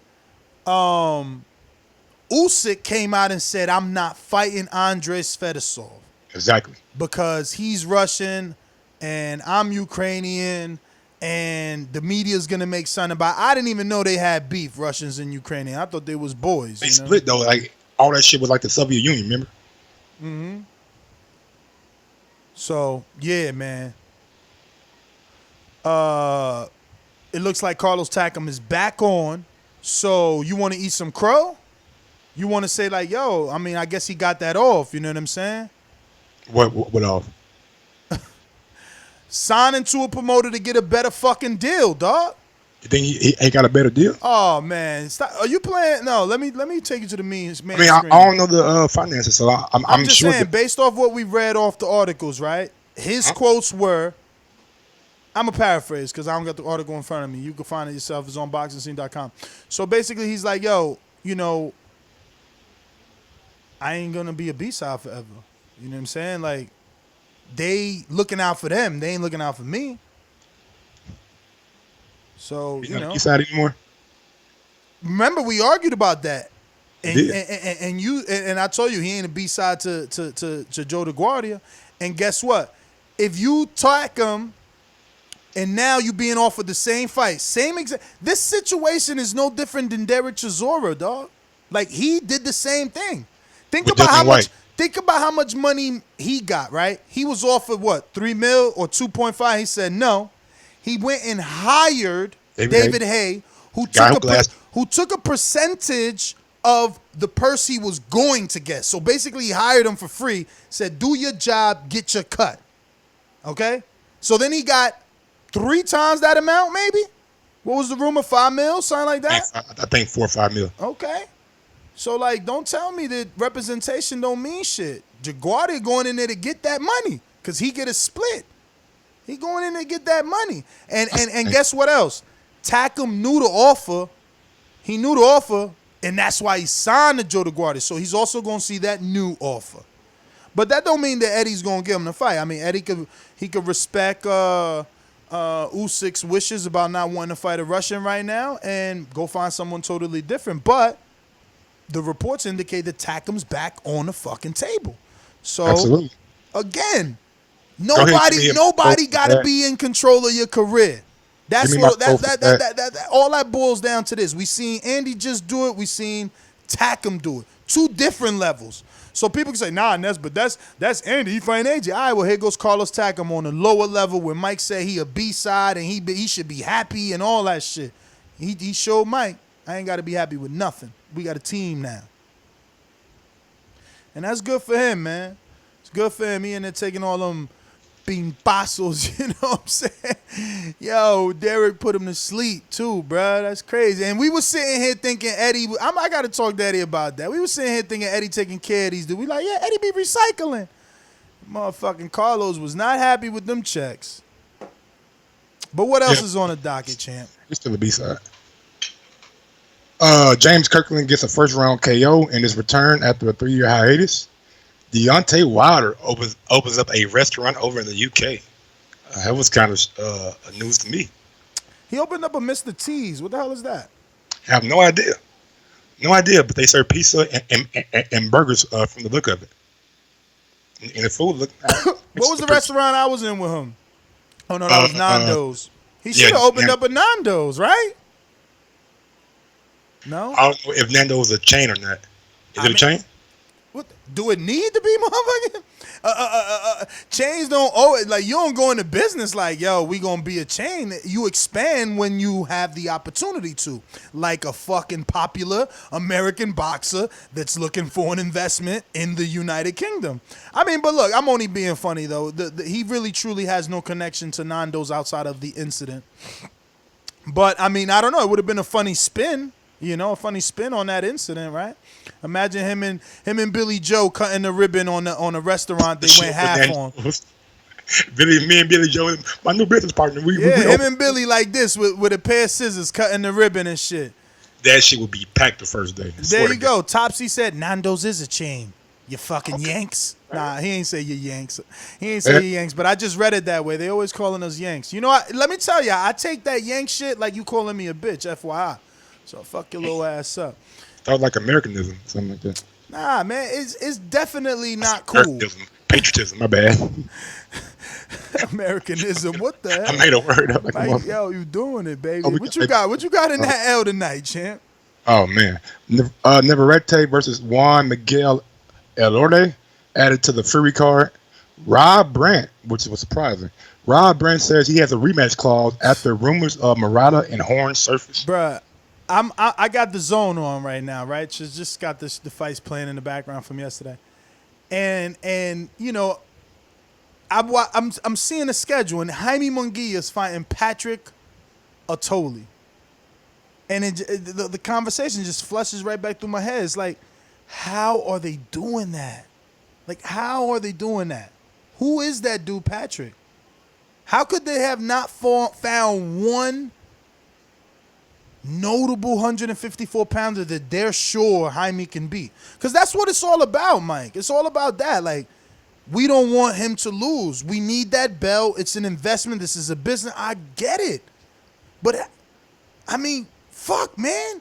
Tell Gabe Rosado to lose 6 pounds, right? Bring Gabe down from 60 to 54. He's old already. He's got a name. Plus, the bringing him back down backwards in weight might fuck him up, and you got a guaranteed win. But who is Patrick? It's just wasting. Like, these dudes at DAZN don't know nothing about boxing.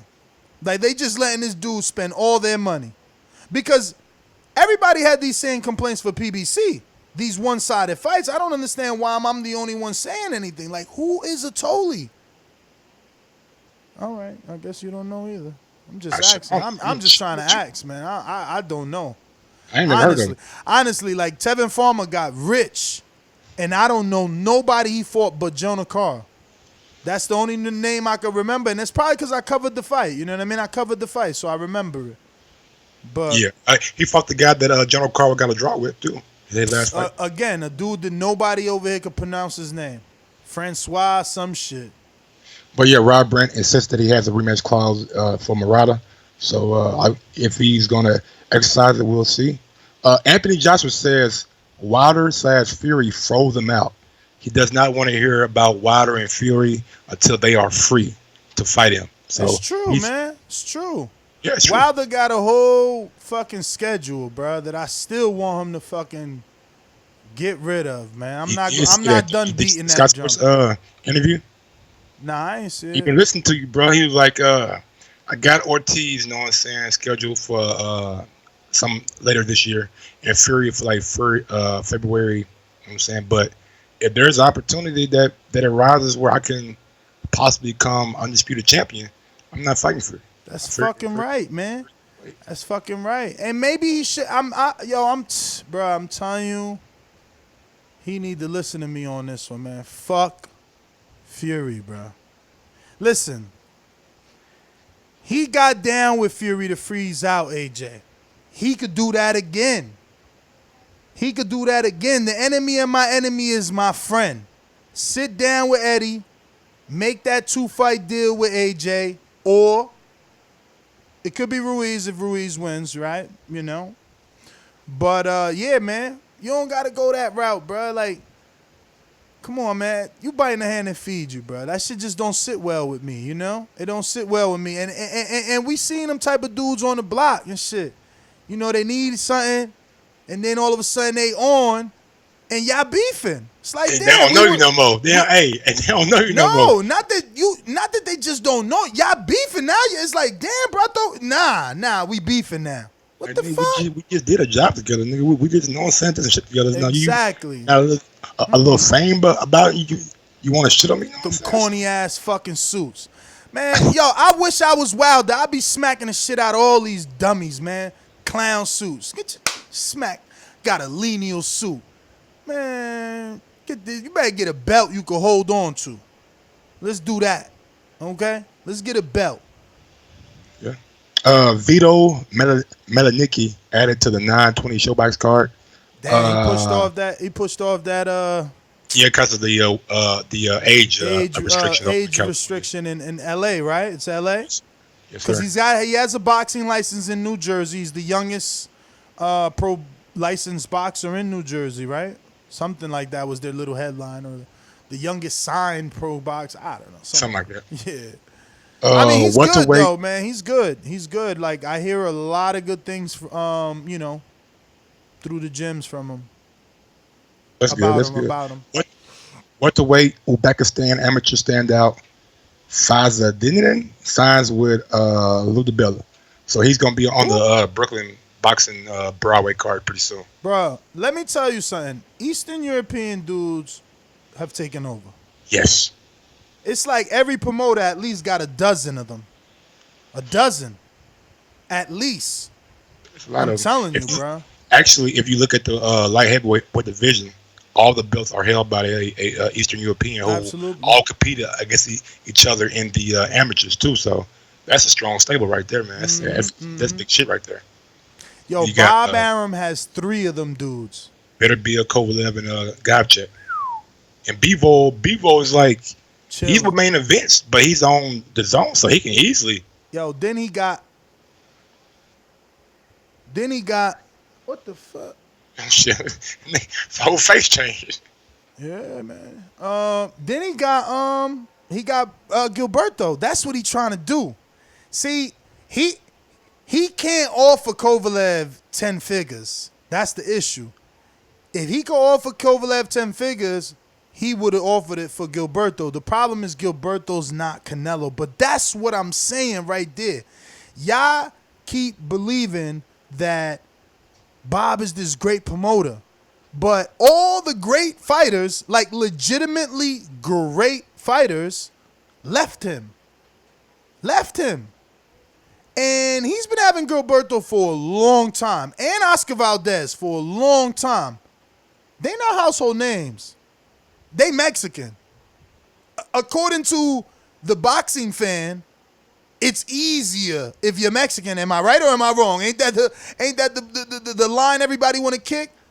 Oh, he Mexican, that's why he sell tickets. Oh, he Mexican, that's why he sell pay-per-views. So, what's wrong with Valdez and Gilberto? Because they being simmered.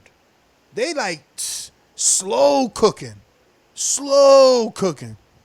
I'm telling you, it's taking long for them to bubble. I don't know what's up. But if the money was there, if he could sell the tickets, Gilberto would get that shot with Kovalev in a heartbeat, man. And let me tell you, I'll be honest with you. I really want that Canelo-Kovalev fight because it will lead to the Gilberto-Canelo fight. And I think Canelo will take it. You know Gilberto's going to be highly ranked in the WBO in like a matter of seconds. You know, it'll take like another half a fight. Let me just check where he's at while I'm talking, but I'm pretty sure he'll be ranked in WBO at 175 in a few minutes. And then if Canelo really beats Golovkin, like I'm sure he would, then you already know what happens. Kovalev. Yeah, but I said Golovkin. Damn, thank you. So if he beats Kovalev like I know he would, then I think that Canelo will take the mandatory if it was Gilberto, who's number 2.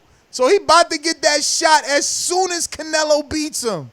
Oh, that's good. Let's see, man. Because let me tell you, I've checked comments on Gilberto's top-ranked fights, and he don't get the love Canelo gets. And they want that fight. You see the comment section on his top-ranked YouTube fights, and I'm talking about put out there by Top Rank. Obviously, you might need a translator because a lot of them are Spanish comments, but they want that fight. They want to see Zuldo versus Canelo, but they definitely have Gilberto as a huge B-side. I mean, if they were UK, they would be calling them shit with an E. I'm telling you. But anything else before we open up the... last but not least, go ahead and smash that thumbs up button. Helps with the visibility of the show. If you want to go one step farther, head over to patreon.com/theboxingvoice and sign up now for as little as $3. And catch us tomorrow for our flagship on the Patreon Untitled that we do every Monday. Oh my God! Last but not least, Stephen Shaw versus Willie Jake Jr. Stephen Shaw is a Ludabella heavyweight and will be fighting on Broadway Boxing on August 29th. He's staying busy with that at least, man. You know, I wish we could see those. I'm not paying another $10 for some bullshit, you know. But I'm happy for Stephen Shaw. He's able to, you know, we do know. We interviewed him, and he said it was the fact that he wasn't busy. So that's why he left Heyman. Lou's keeping him busy. But, it's going to be hard to be an A-side, man, on UFC Fight Pass. You know what I mean? You ain't going to be able to build the fan base to become an A-side. How could you, like, if you're Stephen Fulton, how do you become, how do you have leverage in a negotiation table with Areola or with Travis Kaufman at this point? You know what I mean? Like, none of them, and that's low levels. You know, let me talk about even Carlos Takam. Like, you need those names. So hopefully Lou could get him in there, and maybe Lou could because Lou is, he's building on that relationship with Eddie. Him and Eddie building a partnership. They coochie crunch. So he probably end up getting What the fuck is cookie? What does that mean? Coochie Crunch, baby. You We call it Ace Boom Coon where I'm from. You know what I'm saying? Yo, he fuck around and get a little, Joseph Parker tune up. But nah, Stephen Shaw's he's kind of a prospect. Yeah, you don't want that one. Who could they give him on that DAZN? So I don't know. Maybe Spielka, right? Spielka was last seen being knocked out on DAZN. Dave Allen. That other dude, Nick Webb, right? The dude with the braids. Yeah, you can give him some of that UK heavyweights you got over there. David Price coming off a good victory over Dave Allen. You know what I'm saying? He's got a susceptible jaw to get knocked out, so could be a good win for him. Yeah, that's it, man. We're going to get to these calls. What we got? That's it? Sure, that's it, man. Smash that thumbs up button. Remember to rate us 5 stars on iTunes. These calls are brought to you by El Camino Electrical Services, experts in electric vehicle charging stations. For consultations and turnkey installation, visit us at elcaminoelectricalservices.com. Before you start, I don't want to be a hypocrite, so give me my crow for Yarde and Beeman.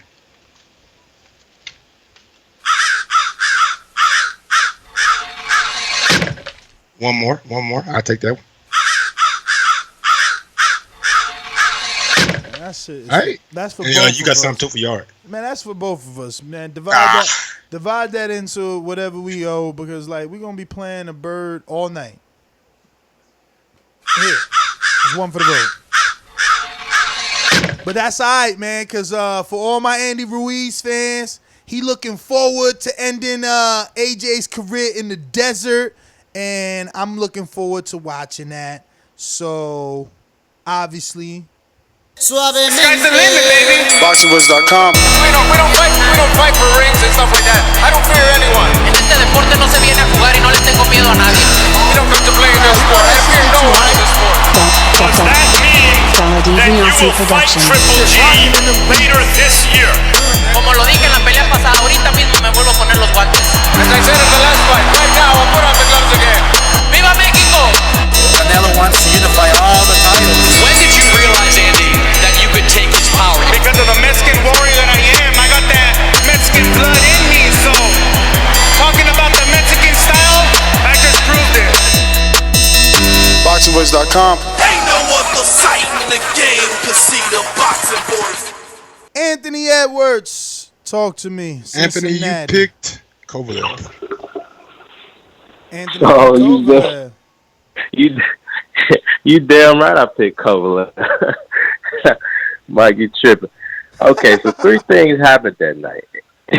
It turned out to be a good fight, but 3 things happened that night, and one was apparent immediately. Regardless of how well you think Yarde did, it was apparent immediately. He just didn't have the IQ. He had the athleticism. He had the flashy punches. He had the punch combination. He had everything he needed as far as physical tools in the bag. Yeah, no fucking punch combination. 2 punching ass. Yeah, you might be right. You might be right about that. I mean, he looked good doing it. That's the point. You know what I'm saying? You don't need a bunch of them. You just need a few. But you know, the things that became apparent, he just simply didn't have the experience, man. He wasn't smart enough to know what to do. And on top of it, I love what you said about Tunde because that's a motherfucking true. I said it now, I said it before, and I said it again. Tunde don't know shit about boxing, and he led his cash cow to slaughter. Y'all you know been too hard on Tunde, man. Just like is the reason why he's here. He's the reason why y'all talking about if you say anything other, fuck that lions in the camp shit. If you believe anything other than Tunde don't know shit about boxing, all you got to do is watch his in between rounds, bro. Like just like Ness was saying, like he didn't give him any instructions, and I got problems with that. Like whether you supposedly high level trainer or low level trainer, like how Abel Sanchez was doing Gennady. He wasn't giving no motherfucking instruction. Well, maybe not Gennady, but some of his other fighters you seen like. You just tell him to go out there. You got to knock him out. Like, man, tell him something to do.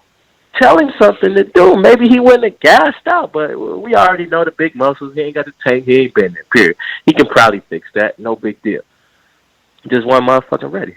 Like, also what we seen that night, Kovalev got old, bro. Like, I don't know if anybody said it. I don't know if he looked that bad his last fight, but he got old, man. he got old as hell overnight. He really looked old. Like I remember Roger Wood was saying, like, "Oh, he got a 6-pack now."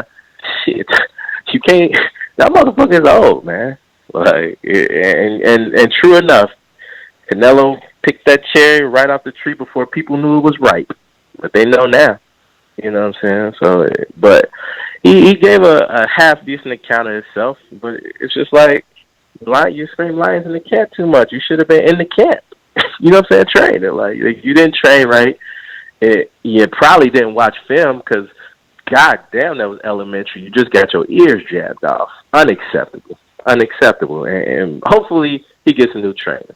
Like, because, again, Tunde don't know shit about boxing. Not just his ears. That jab landed everywhere on his face. Everywhere, bro. I'm like, I could see that in the first fucking round. I'm like, bro, really? Like, you just gonna get your ears jabbed off the whole time? Yeah, you bigger and stronger than this dude. Yeah, you more athletic. Yeah, you more flashy. But that shit don't win you nothing. You gotta know what to do when you in there. He just didn't. Like, and that's Tunde's fault. I don't think it is. I don't think it was that he didn't know. I think his tank ran out. He knew. He was waiting. Like, we called it. We seen it. He was waiting till after the first half to turn it up. Then he turned it up, and he ain't have enough tank.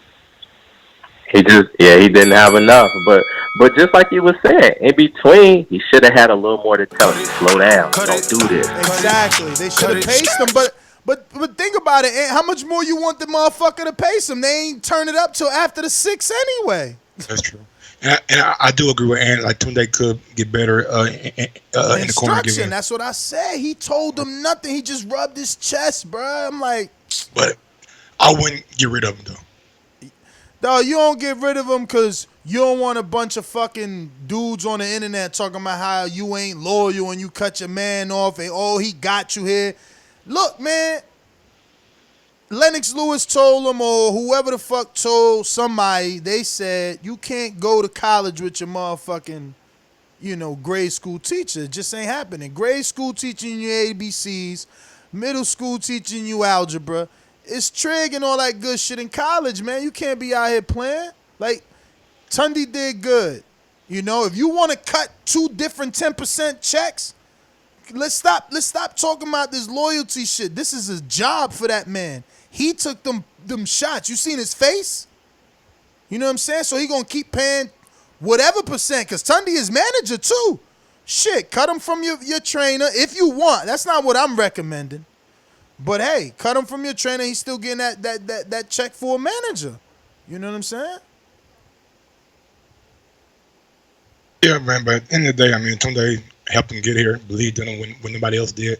After 12 amateur fights, nobody really was taking in Anthony Yarde. And he got him. He developed. But he let him drown, Mike. He let him drown when he needed him. I understand, but it's things that you can go in and correct and make Anthony Yarde better. Like, it wasn't like he just got whitewashed for like 10 rounds. You're right. They could go back and correct it. But now you tell me again. You tell me. I'm not interrupt you. You tell me what other fight you see in the light heavyweight division. I'm going to let you fucking foresee the next 12 months that's going to be this. There isn't another fight that you can mention on this level for a title that the stars are going to align with a 38-year-old dude that drinks liquor, that can't take it to the body. None of that shit ain't going to happen again. It's over. It's over. He going to need to turn it all the way up in the skill department to get a title shot and win. Okay? With what he did yesterday, no way he beats Giyasov. Maybe I ain't gonna count him out of Better Beef because maybe he puts Better Beef down 3 times. You know what I'm saying? Because Better Beef got that chin. But even Better Beef might sleep him. You know what I'm saying? Kovalev already did it. It's difficult. Like, he had the shot of a lifetime versus Kovalev. He had the weakest champion at 175. That's it. I can't agree with that. All right, who's the weakest champion at 175? I haven't seen those other guys like in like high level competition. I think Kovalev was. He made me go to the camera, y'all. I want to see his face. Giyasov almost You seen what he did. Come on, dog. That is high level. That is high level. I've always said this from the beginning. I just think that Badou Jack fight took a lot out of Adonis Stevenson. Okay, but that don't matter. That's high level. That's still high level. And that was Giyasov's step up. He's a dude with like 12, 14 fights. But I seen Giyasov in his previous fight go the distance with a guy who was moving up from 168, who wasn't a world beater at all. So I still have my reservations about Giyasov. That's me personally. Like you can have different opinions about him, but me personally, I still have reservations about Giyasov. Man, that's crazy, bro. Adonis was the most proven, bro. Like Kovalev ducked him, bro. Come on, man. Now you don't want to give him credit? That's crazy. That don't even make sense, bro. I'm not saying I'm not giving him credit. Like that's not my thing. I'm saying he got a good victory over Adonis Stevenson. But his previous fight, I saw some things that maybe a younger guy could exploit. And Better Be was not going to be an easy fight for him at all. But I ain't never say it was an easy fight. All I'm saying is remember the argument. Remember why we stopped talking about boxing. We arguing now about who is the weakest champion, and you giving me in the next 12 months, how the hell is he going to get this type of opportunity? There is no more dude weaker than Kovalev at 175 with a belt. But you believe otherwise. You feel like Giyasov ain't done enough in his win over Adonis. Guys, man, I got to see Bivol. I got to see Better Be. I got to see Kovalev and Giyasov all fight each other before I just say who's, in my opinion, the best at 175 is Dmitry Bivol. That's my opinion. Even though he's talking about moving down to 168, I believe he's the best at 175. Everybody else, you know, Kovalev with his accomplishment being, like you said, 3-time world champion. He's pretty good too. No. You gotta give Kovalev way more credit. Absolutely. Way more credit, because you were shitting on him. As much as I kept telling you how much he's done, you kept shitting on him. Nah, I ain't see a tweet. Yeah, I gave Kovalev all the credit in the world, man. He showed the heart of a champion and showed his. I'm telling you, that 9th round, even though you said Yarde was spent, Kovalev was out in the 8th round. He was out. Yarde was spent, bro. He was out and came back and gave Yarde the business that 9th round.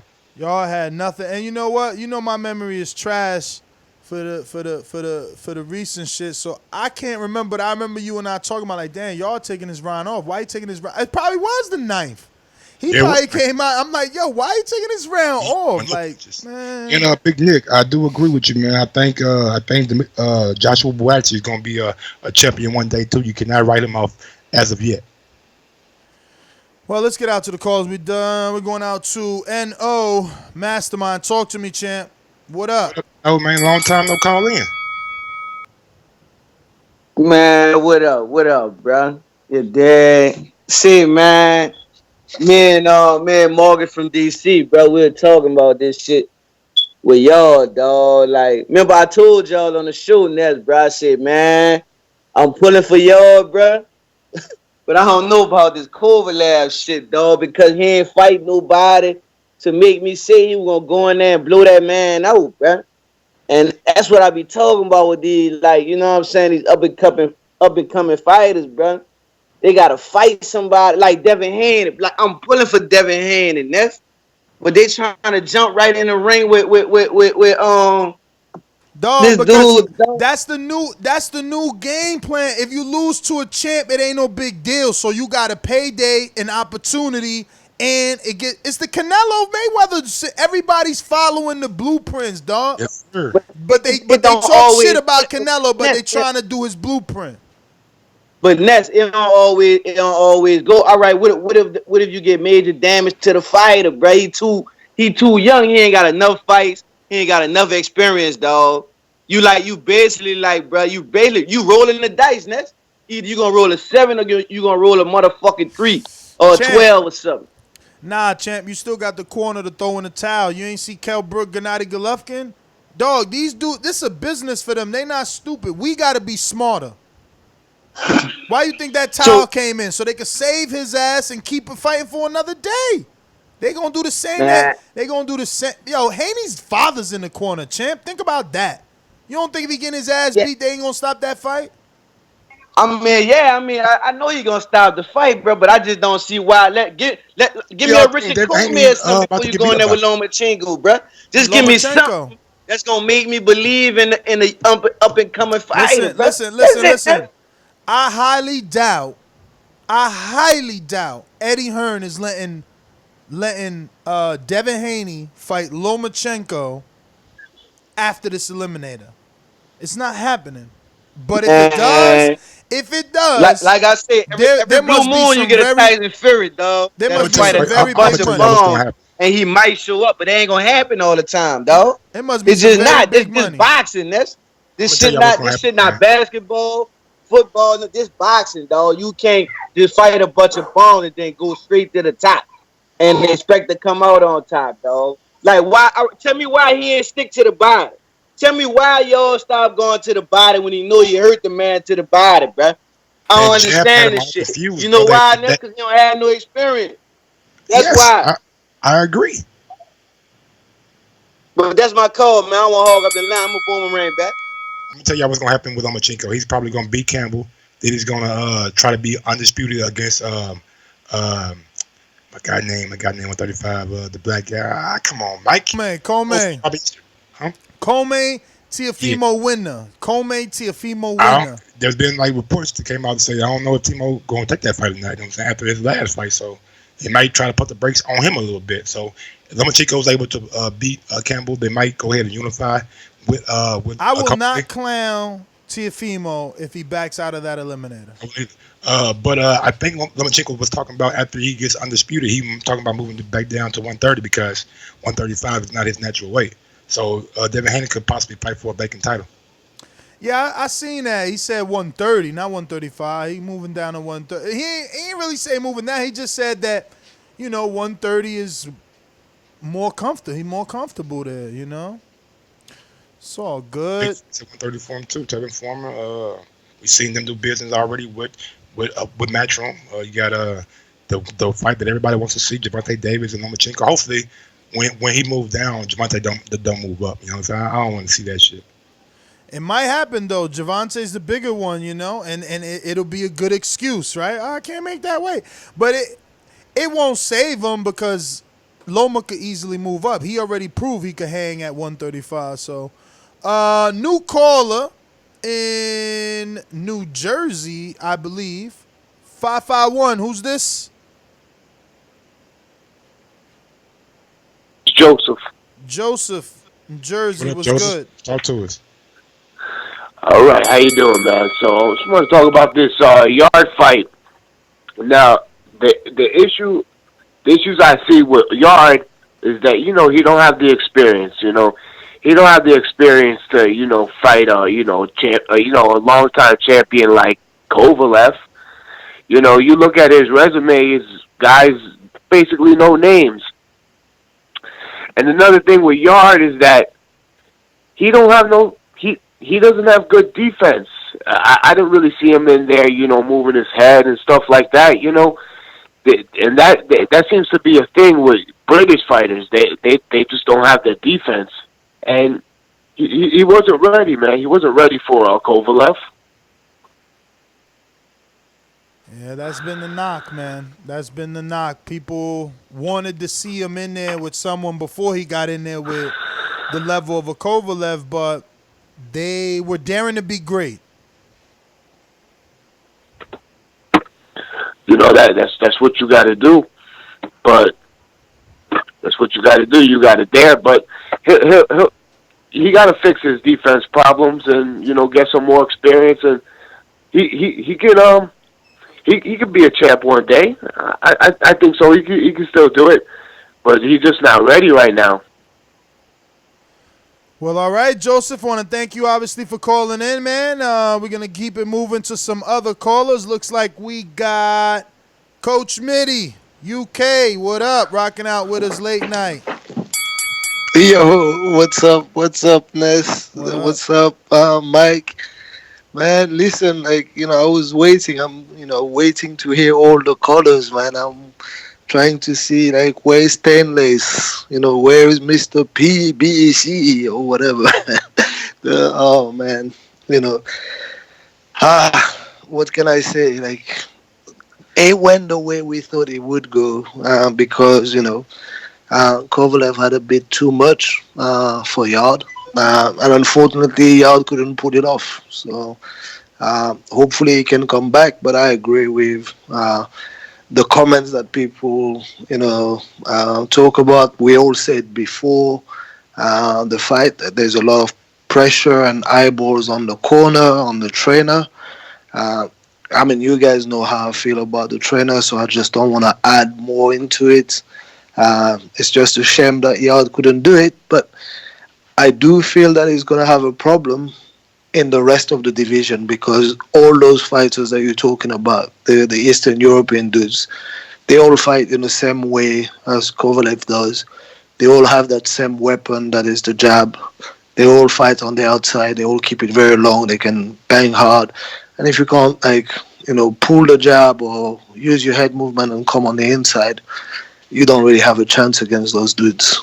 So, he needs to work on that. And I don't see it like as an easy adjustment, It's a tough adjustment to make.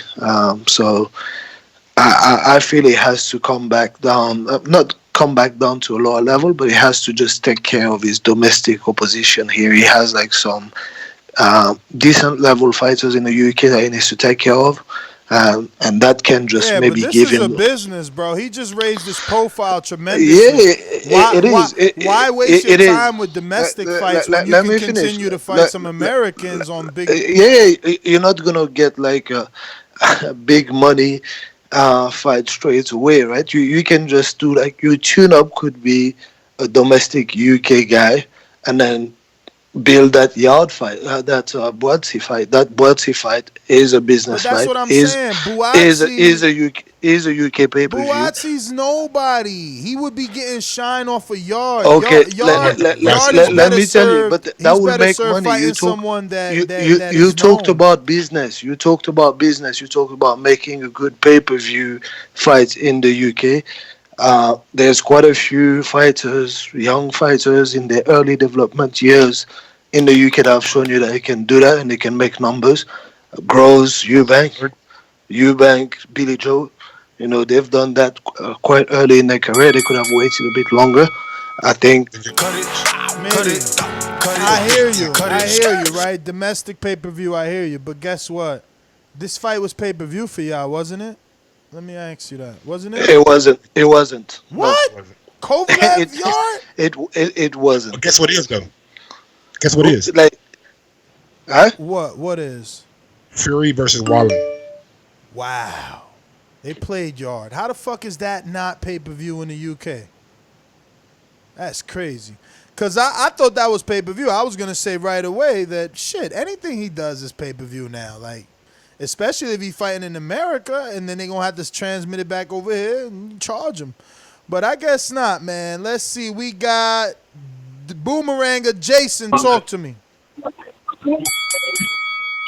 Missouri, what up? What up? Hello? Yeah, we here. What's up? Is this Jay Will or Jason? Nah, this Jason in Missouri. This Jason. Yeah, Jason in Missouri, Kansas City. Come on, Mike, man.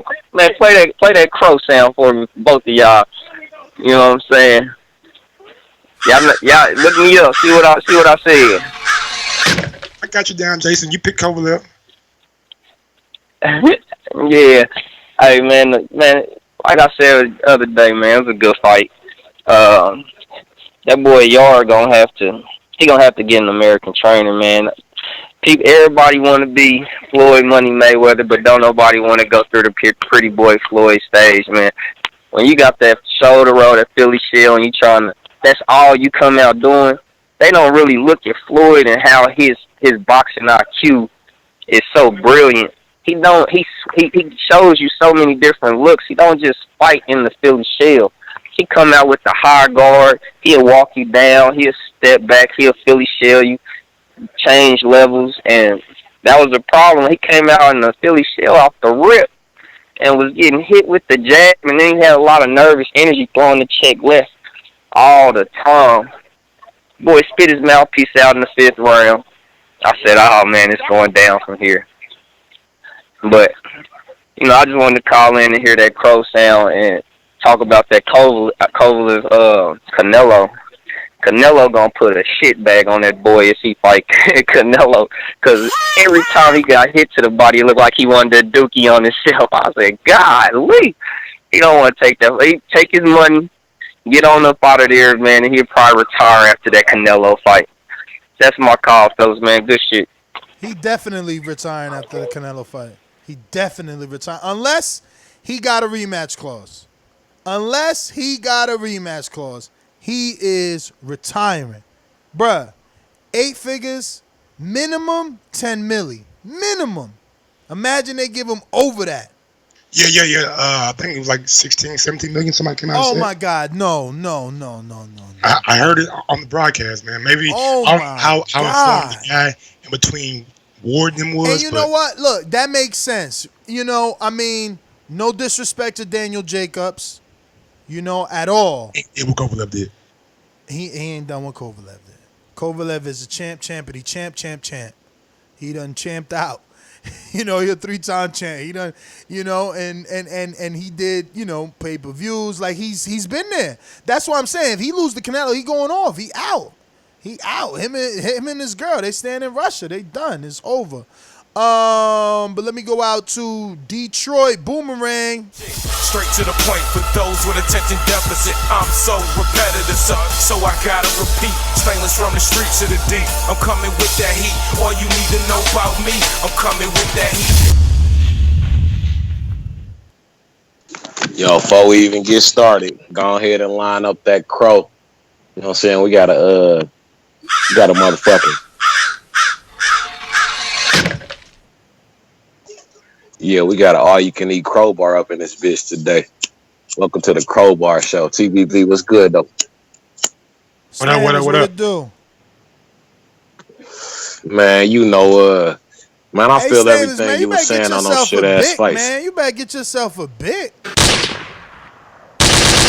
What happened to me? You better get yourself a Bic lighter. You out here struggling with them little cheap 99-cent lighters and shit. I hear that shit. Bruh, look, this is what it is, bruh.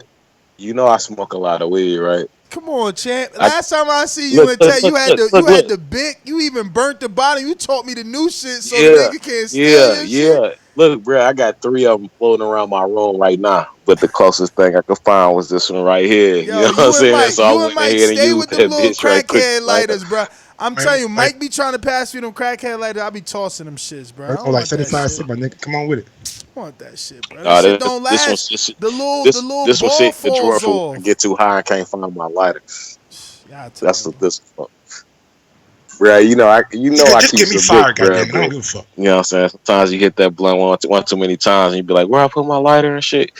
So, you know what I'm saying? I always got that fallback lighter. I got a lighter, a torch, bro. You know I got the light for that. You know what I'm saying?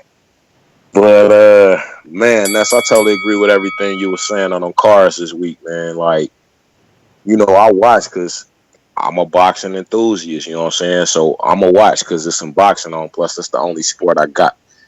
But, man, like, the fuck with them fights, man. Like, anybody who lost their fight this weekend who was in there against some C-class fighter, they need to go ahead and retire, bro. Like, because what the fuck? And I know everybody talking about this Canelo Kovalev thing now, but when Canelo was talking about fighting Kovalev before, I didn't want to see that. You know what I'm saying? To me, I think you said that at the start of the show. Like, that's a cherry pick for Canelo. You know what I'm saying?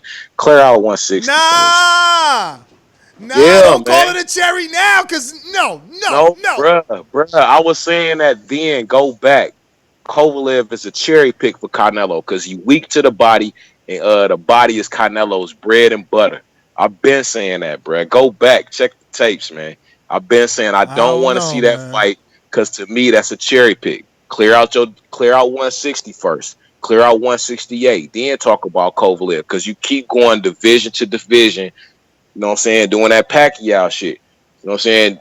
Choosing a motherfucker who you know you can beat as opposed to the motherfucker who's a challenge to you. Kovalev ain't no challenge to Canelo, man. Take on Callum Smith, you want that challenge. You know what I'm saying? Take on Demetrius Andrade, you want that challenge. We will, but we gonna take Kovalev to have a belt when we would negotiate at that division. That's how it is. Don't say nah. Don't say nah. That's what Crawford did. Don't say nah. That's what Crawford did. No, I am not about to say that's what Crawford did, because Crawford's name is not Saul Canelo Alvarez. Canelo don't need no belt. No, everybody get a title so they can negotiate, bro. That's what he did. That's what he did. He even told Earl. He said, "Y'all told me to get a belt. I got a belt." He told him. Canelo is the Mayweather. They help you at 160 though. Don't need no belt. No, and not at 160. He already negotiating with people at 160. He offered the fight to Jamal Charlo. DAZN approved Charlo. They approved, like, these dudes. They want retirement money. They want retirement. You got Derevchenko turning down $5.5 million to fight Canelo. Come on, man. So what you're saying is that they couldn't get a deal done with PBC. Who? Because he's gonna lose. I ain't say that. I said Derevchenko want retirement money. Fuck Derevchenko. You said Jamal Charlo is approved. Was approved. He's approved. So they couldn't get a deal done, or was he asking for too much money? You reported on Thursday's show that Jamal Charlo wants more money. That's what you said. I'm just going off, you know what I'm saying? The conversation we have right now. So what's it? We still hear you. We still hear you, Stainless. Let's go ahead. Because like I say, it's an all open buffet today, man. We serving straight crowbar. So please make sure you push the thumbs up. Share this in every episode of the Boxing Voice podcast, because this is TBV for life. And if you ain't on Patreon, it's because you stupid. And shout out to El Camino. Now go ahead with this crowbar buffet, man. Peace, fellas. Stainless, man. Thanks for calling in. Let me see. Troy, I spoke to the landlord, and you are officially a ringer, because I seen you having a boomerang. I seen you having a spat. So you get 2 calls now, Troy. How are you? Good evening, sir. Yeah, how you doing? I was going to ask you about that. Who actually did that for me so I could thank him? Jemmy in the chat. Jemmy in the chat. Oh, okay. Big ups to him. Yeah, he's the brother that trains with a lot of passion. Yeah, okay. Thank you.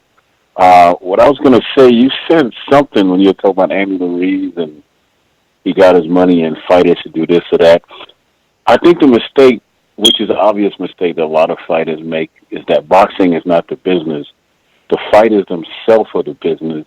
Boxing is just an outlet for the fighters to do their business. Because if you take away all the fighters, boxing still remains, but you have nothing. The fighters are the business, but they don't handle themselves like that. They get handled. And there are very few of them that actually, throughout the history of boxing, and even handle themselves like a business. Everybody focuses on Floyd, but he's not the first. There was fighters way before him that took charge of their own careers and did what they needed to do. Hopkins did it. He was blackballed for 2 years, and he came back and did his thing. Oscar did it way before them. Joe Gans did it. A lot of fighters did that, and I think if a lot of fighters would just step up and study and come to realize that they are the business. Boxing is an outlet for you to do your business. Things might be a little different. Then you don't have to worry about this person and that person and this person and that person. You can go directly to who you need to deal with and deal with them straight up. But I forgot the comment you made, because both you and Mike talked so much about something. You made 8 comments, so that's where all of this is coming from. All right? But all right, man, I'm going back to watch Saints and Sinners. All right, champ. Hold on. We got a super chat from our little compadre, Andre Diakonu. Send me my crow virtually for Yard. Did you see Anthony Ruiz fancy B-Day party with a sushi girl? Shout out to Eddie for making it. He had a naked sushi girl? I didn't know you had that. Wow. Yeah. Nah, I don't be following stories, yo. Them stories disappear so quick, man. I got to get my sleep. These people be out here partying. He going out to E Black. Talk to me. What's up, E Black? Yo, what's good with y'all? Sorry about the background. All good. Sorry about the background. I'm good now, y'all. But shoot, man, y'all giving Yarde way too much credit. What I watched was a very high level beatdown by Kovalev. He got one round where he was shot. The blueprint was there, but the dude is so inexperienced. He lost the first 7 rounds, and you're telling me that the plan was after 6 rounds to take jabs to the face? No. The dude only had 12 amateur fights. That is his plan. That is his fight. And then when he gets knocked down, he doesn't even try to get up. He doesn't try to get up. So if Teddy Atlas was here, he would say, he showed you exactly what he thought he was. And that's the truth of this fight. I can't argue with you, B. I can't argue with you. I mean, look, I only gave him 2 rounds. Mike the one went back and watched it and gave him 4. Yeah, gave him 4, gave him 1, 3. 4? Yeah, 1, 3, 8, and I believe maybe only 3. Yeah, maybe only 3. If we're scoring Olympic, yeah, maybe. Yo, how he subtracted round 5. Hey, man, my bad. I mean, I ain't gonna stand for this damn Yarde. I ain't standing for it. I can't stand anyway. No. I ain't no moral victories in this fight. Ain't no moral victories. I'm sorry. He got his ass whooped. He got jabbed. He got 1-2. He got outpaced. He got outspaced. He couldn't switch the levels. And then that's really it. There's really no fight. I watched the fight, and I was begging for him to continue to go to the body.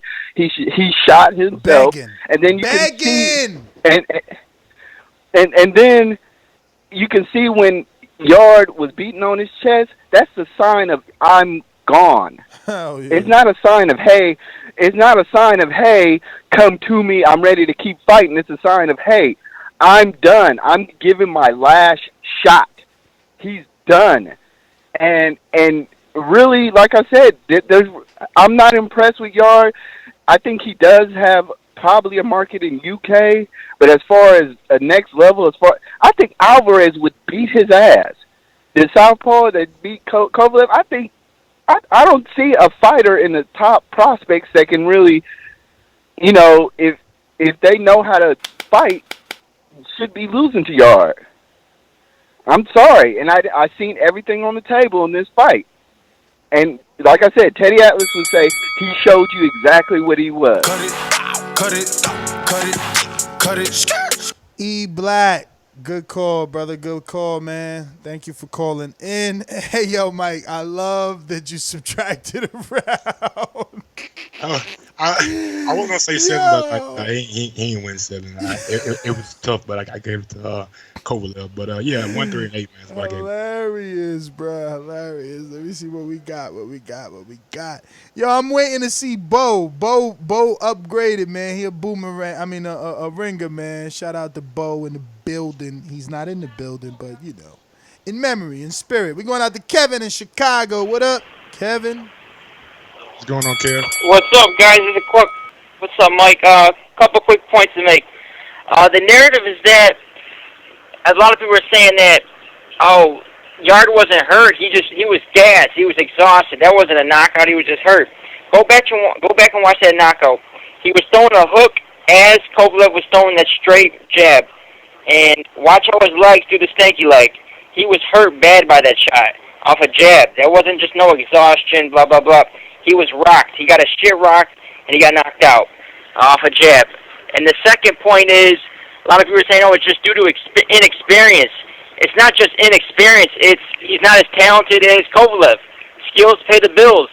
Kovalev is a more talented, skillful fighter. Yarde had youth, strength, size, speed, everything, but he was not as talented. Kovalev is a more talented fighter. He's just one of those big, durable, strong guys, but he doesn't have the gas tank. I think someone in there would go in there.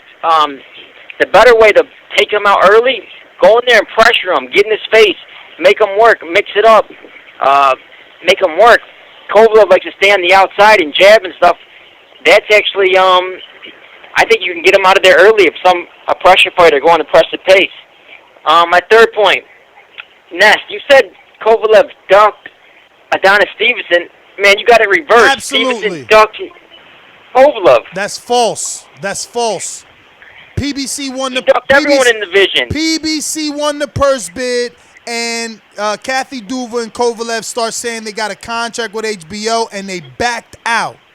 Come on, man. Google. He ducked him, man. He ducked Kovalev, and when he faced the real fighter in Gostic, he got knocked out badly. Lies. Wrong. Take it easy, though. Why the fuck you lying? Why you always lying? AJ, talk to me. Hey, it was good, man. What's good, Mike? How y'all doing? AJ picked Kovalev. Yeah, I did. Yes! My thing with Yarde, man, that because I was looking at the highlights, I couldn't really get the whole last of the fight until like maybe the last, probably like from the 8th round on. But what was tripping me out with Yarde was he wasn't setting nothing up, man. Everything he was throwing was a bomb here, bomb there, and with Kovalev was just having his hands up and shit and just throwing a jab out. I mean, every time Yarde tried to set his feet to come up with something, Yarde was fucking Kovalev was just putting a jab in his face, jab. So, as much as it was an experience, man, I'm fucked. If Yarde don't go back to the fucking drawing board and pick up on that, at least activity-wise, in the sense of throwing punches and not just trying to fucking knock everybody out on every motherfucking punch, just I don't know, man. I'm not too high on Yarde right now after that damn performance. But on that, I was looking at the trash talk between Ruiz and motherfucking Joshua. I fucking love it. I love that shit. Keep talking shit. Love that. That's my call, man. Y'all be out. All right. Bruh, Brandon said if you think Canelo gonna stop Kovalev in 4, you smoking bath salts. Bruh. I wouldn't say 4. Bruh, in 4, Mike. In 4. Yo, I don't even pick rounds. But did you see Kovalev? Go back and watch round 3. The 3rd round was tired. Hugging on Yarde, a dude that don't know how to fight on the inside. Don't know how to get down there and fucking dig. Bruh, and Canelo will right off the jab. He gonna dip to the left and fucking, oh my God. I'm telling you. It's going down. All right? It's going down.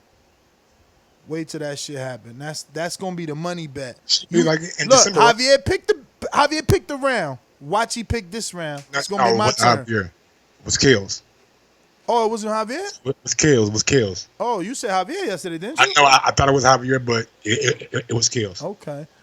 Because Kills been winning money like every fucking weekend. On some secret shit too. He could at least tell me, man. I'm flat broke. I ain't get a haircut in how many months? Nigga, help me with some money. What the fuck? Call into the show with them solid picks. When I give everybody the solid picks, y'all make the money. Come on, man. Ja'Cory, talk to me. What's going on, Mike Ness? Chilling. Ja'Cory pick Kovalev too. Yeah. Mike, you man. the only one pick y'all. You pick Crow. He keep trying to check his little list like he got a bunch of people like him. Dude, I do that. Hey, I feel y'all.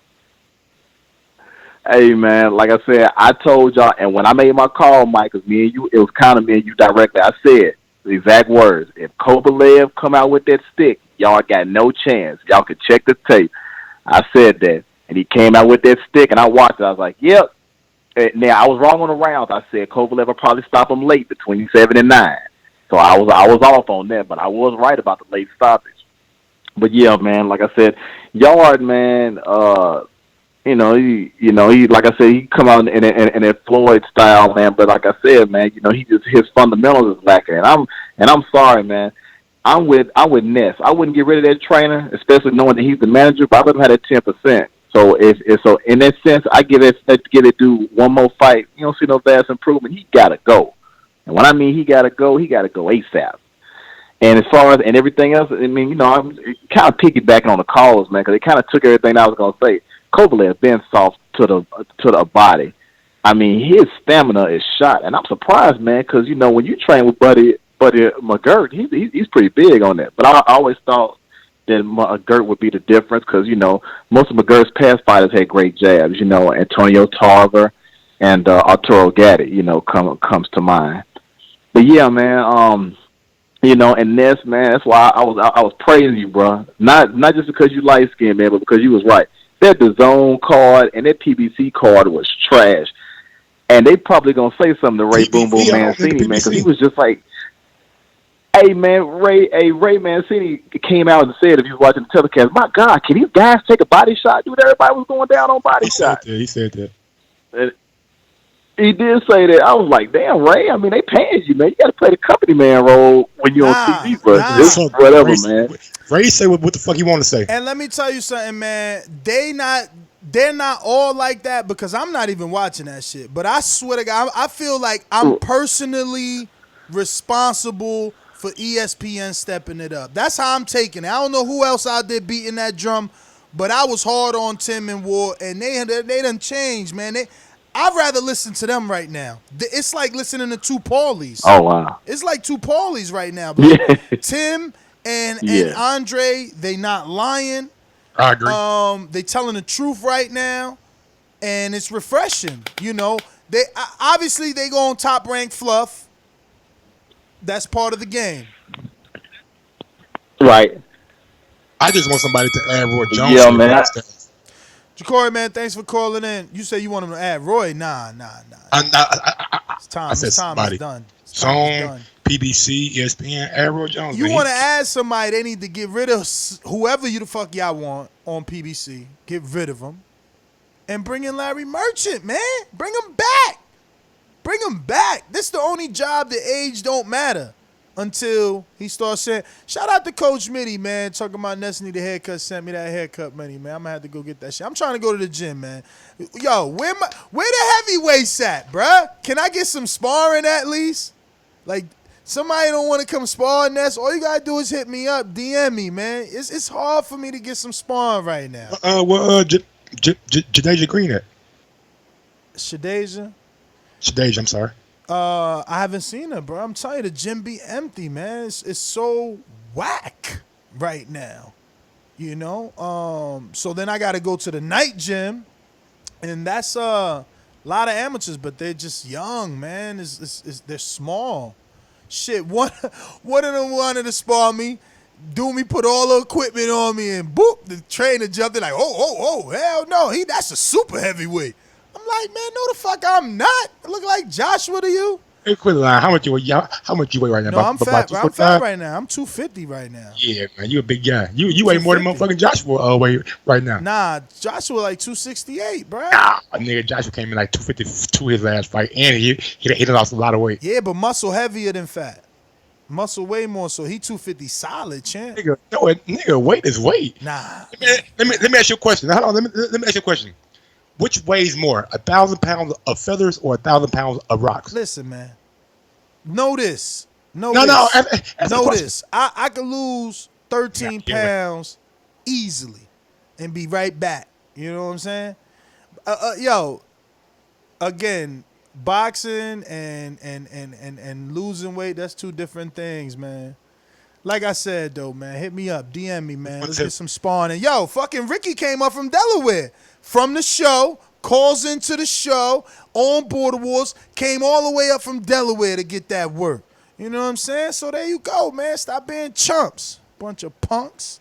Let's go out to Brandon and make sure OPKP, no shit. No shit. What? Actually, it ain't Brandon. It's Mr. CYP. What up? What's going on? It's your boy, H Money, a.k.a. Mr. DAZN. Nigga, please. But anyway, I had to bring that back because I know a lot of y'all in the chat, y'all missing that man. Whatever. I heard he over there with Ralphie on his channel, sitting on his lap, hating on the boxing boys. That's what I heard. But I don't know this for sure because I ain't spying on their page. But anyway, I want to tell y'all about Kovalev. Let's be real here. When it comes to Canelo has picked on the old legends, and he's made a career out of that. Let's let somebody else go get Kovalev. Let's stop Canelo. Canelo, this is what you do. You stop it. You already didn't have Mosley. You didn't have Cotto. You didn't have Floyd. They old. You had Triple G. They old. Let it go. CYP, because I've been dying for yes, you I hear to call. you. Hey, Mike, I'm turning the clock off. I've been Quit dying fighting for these this old month. I've been dying for this There we go. motherfucker There to we call go. in, bruh. There we go. Every time he in the comments, he told me I got Latin bias, but here he come Latin on. bias. Here he come on, Yep. Mike, and he's asking Canelo to let someone else fight Kovalev. Yes. Now, Mr. CYP. Let why somebody wasn't- else build their legacy. No. Hold on. Why nobody else wasn't trying to build their legacy before Canelo showed them the fucking path? I ain't hear nobody else calling out First off, Kovalev. it's easy. It's easy to understand this. If you understand this, listen clearly. Everybody in the chat, listen to this. If you got the money, you can call out anybody you want to. Niggas ain't gonna listen to you if you ain't bringing the money to them. Listen, if you got the money, they will listen. Marcus Brown Charlo had ain't got the the money to go offer no Marcus goddamn. Brown had the money? No, He had the who money. did Marcus Brown fight? He was going to fight Who he Kovalev. fight? He was going to fight Kovalev till he got No, the I asked you who he fight. I didn't ask you who he was going to fight. We talking about what happened, not what could happen. No. If you don't want me giving you metaphors, don't give me what is. The deal was done. The deal was done, champ. So what happened? What happened? Kathy Duva backed out again as soon as he got the fucking domestic violence. They said it wasn't the right time. They wanted it to die down. So domestic violence stopped the fight. I know I'm correct, Mike. So domestic violence stopped the fight. That's fine with me. Domestic violence. So you don't back me. No, you're not listening. If domestic violence stopped it, that means Homeboy was trying to do his thing just like Canelo. Let somebody else do the Canelo. The Canelo is find that old legend who's 36 plus, beat that dude, put it on your resume, because at the end of the day, Ray, look at your resume, it ain't going to say age. It's just going to say the name. Let somebody else do that. Canelo is king now. Do your thing as king. Stop going around looking for old kings to conquer. Let's do something new. That's all I want. That's all I want to see done. Canelo is the best at that bullshit. He do it all the time, and you know he do. And he's doing it right now with Kovalev. That's why everybody calls it a cherry pick. Kovalev is 3-3. Well, now he's 4-3 in his last 7 fights. Get the fuck out of here. That man ain't beating no Canelo. Let it go. Let's see him fight somebody else. Yo, I love this, Mike. Now everybody calling it a cherry pick. It is though, Billy Joe Saunders. You can go back. With me, I'm real with mine. I'm real with mine. Go check my file. I've said that about Kovalev the whole year. I said that about Canelo and Kovalev the whole year. Everything got typed, I back up. Everything. I said that 3-3 reference way before this fight was scheduled. That man is 3-3 his last fights. Get the fuck out of here. That's not elite now. That's an old elite. And you want Canelo to let people do shit when Canelo out here taking short money to build legacy. That's Canelo. You got Canelo offering dudes life-changing money, but they saying no.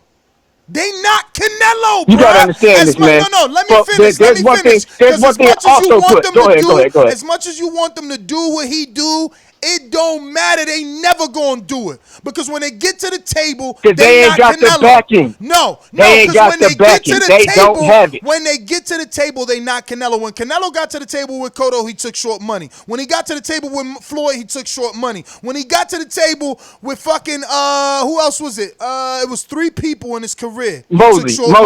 Short money. And he also had a fan base. The fan base brings eyes to the fight. That's what he's bringing. If you bring eyes to the fight, it's a win-win for everybody. It's like that's why I said you got that Latin bias. Because it's true, because you ignore that. What's your excuse for Charlo not taking a fight?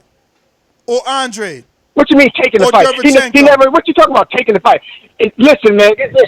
Now you jumping topics. Why don't you talk about Canelo? You just talked about Canelo. That's now who you we snap the talking about. Canelo away That's from who we when you bring talking up about. Charlo. We'll keep it on Canelo. But why did Canelo fight Charlo? That's exactly who we talking about, bro. Maybe you're not understanding, and that's why didn't he fight Charlo? Why didn't he fight Charlo? Charlo wants more money.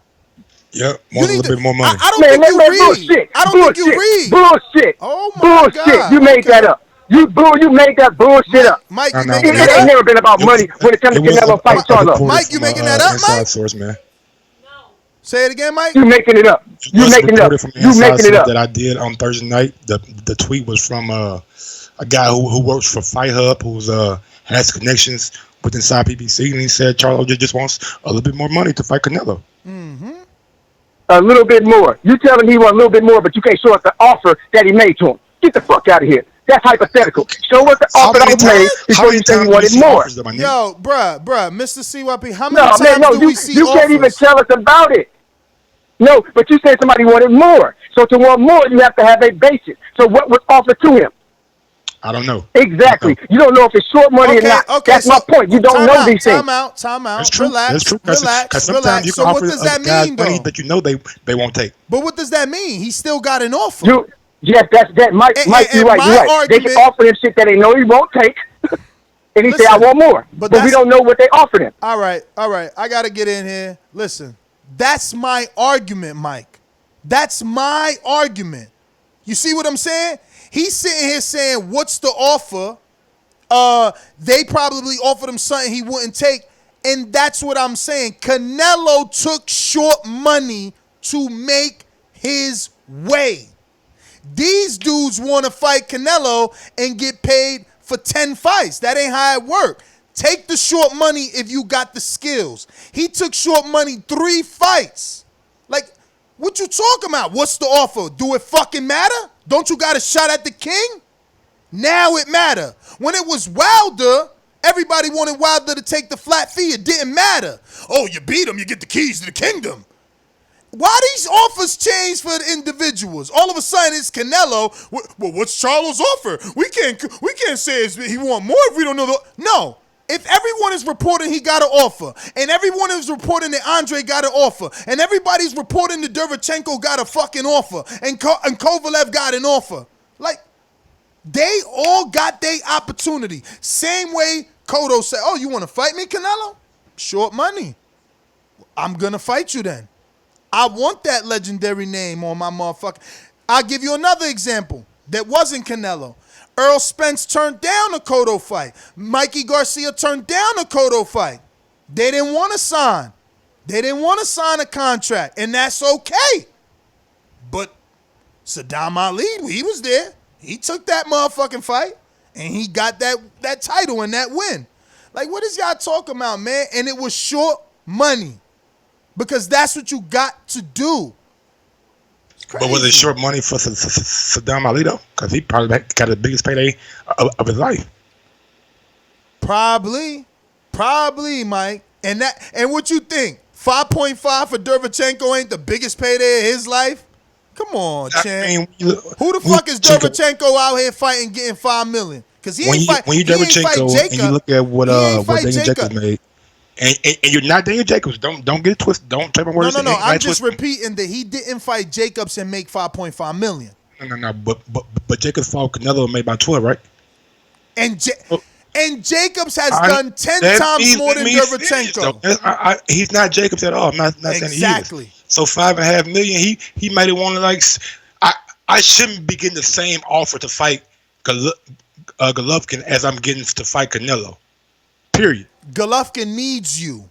Don't matter. Golovkin needs you. If I'm getting 5.5 to fight Golovkin, I need about 7.5, 8 to fight Canelo. All right, Mike. Let me show you how it works. Don't Canelo want Kovalev? That's why he's getting 10 figures. Golovkin needs that belt. So he's offering Derevchenko a good amount because, hey, let's get that belt. Because guess what? Canelo told me I need a belt. But don't get it twisted, though. Like, Canelo wanted to keep that belt. That's got nothing to do with Gennady. Listen, that got nothing to do with Gennady Golovkin's team paying high money to Derevchenko. Canelo capped him, okay? Gennady know he not on Canelo level giving out Canelo money. But why? Because he needs the belt. He don't need to fail negotiations. Come on, dog. Like, and again, belts raise your fucking paycheck. Now you go into a negotiation with Canelo with a belt. Or you go into, and like Eddie said in the press conference, we ain't thinking about Canelo, which he lying. Because in the next sentence, he said they want Canelo next. But whatever. If they go their own route, he could unify with Demetrius. Yes. But people got to take short money. Why Demetrius ain't take the fight? Because everybody heard Jacobs got 12.5. So everybody got to get what Jacobs got? I mean, yeah. No, you ain't got Jacobs' story. You ain't got Jacob's story. That's what everybody banked on. And that's what they bank on. Okay? That's how they sell pay-per-views. Why you think they tell you? Why you think Luis Ortiz telling you about his daughter? It's so I'm more accomplished than Daniel Jacobs. I'm a 2-time world champion in 2 different divisions. Who? Demetrius Andre Jamal Charlo. Yo, champ. Let's stick to one at a time. Demetrius, I love him, but that shit holds no weight. 2-time champ. That holds no weight. Wow. No weight. Not with him. Not with him. Not with him. Who he won his first title from? Who he won his first title from? Go. Bro, you know I wasn't watching boxing. Okay. Who he won his next title from? Go. Next title? Billy Joe Saunders pulled out and he got replaced by Nathan. Exactly. You don't know the name. It ain't no Nathan. It ain't his last name. You lost already. It ain't Nathan. His name ain't Nathan. It ain't even Nathan. It ain't nothing like Nathan. His African name. I know it starts with an N. No, I doubt it starts with an N. I'm pretty sure it's like Akinwande or some weird shit like that. Akinwande?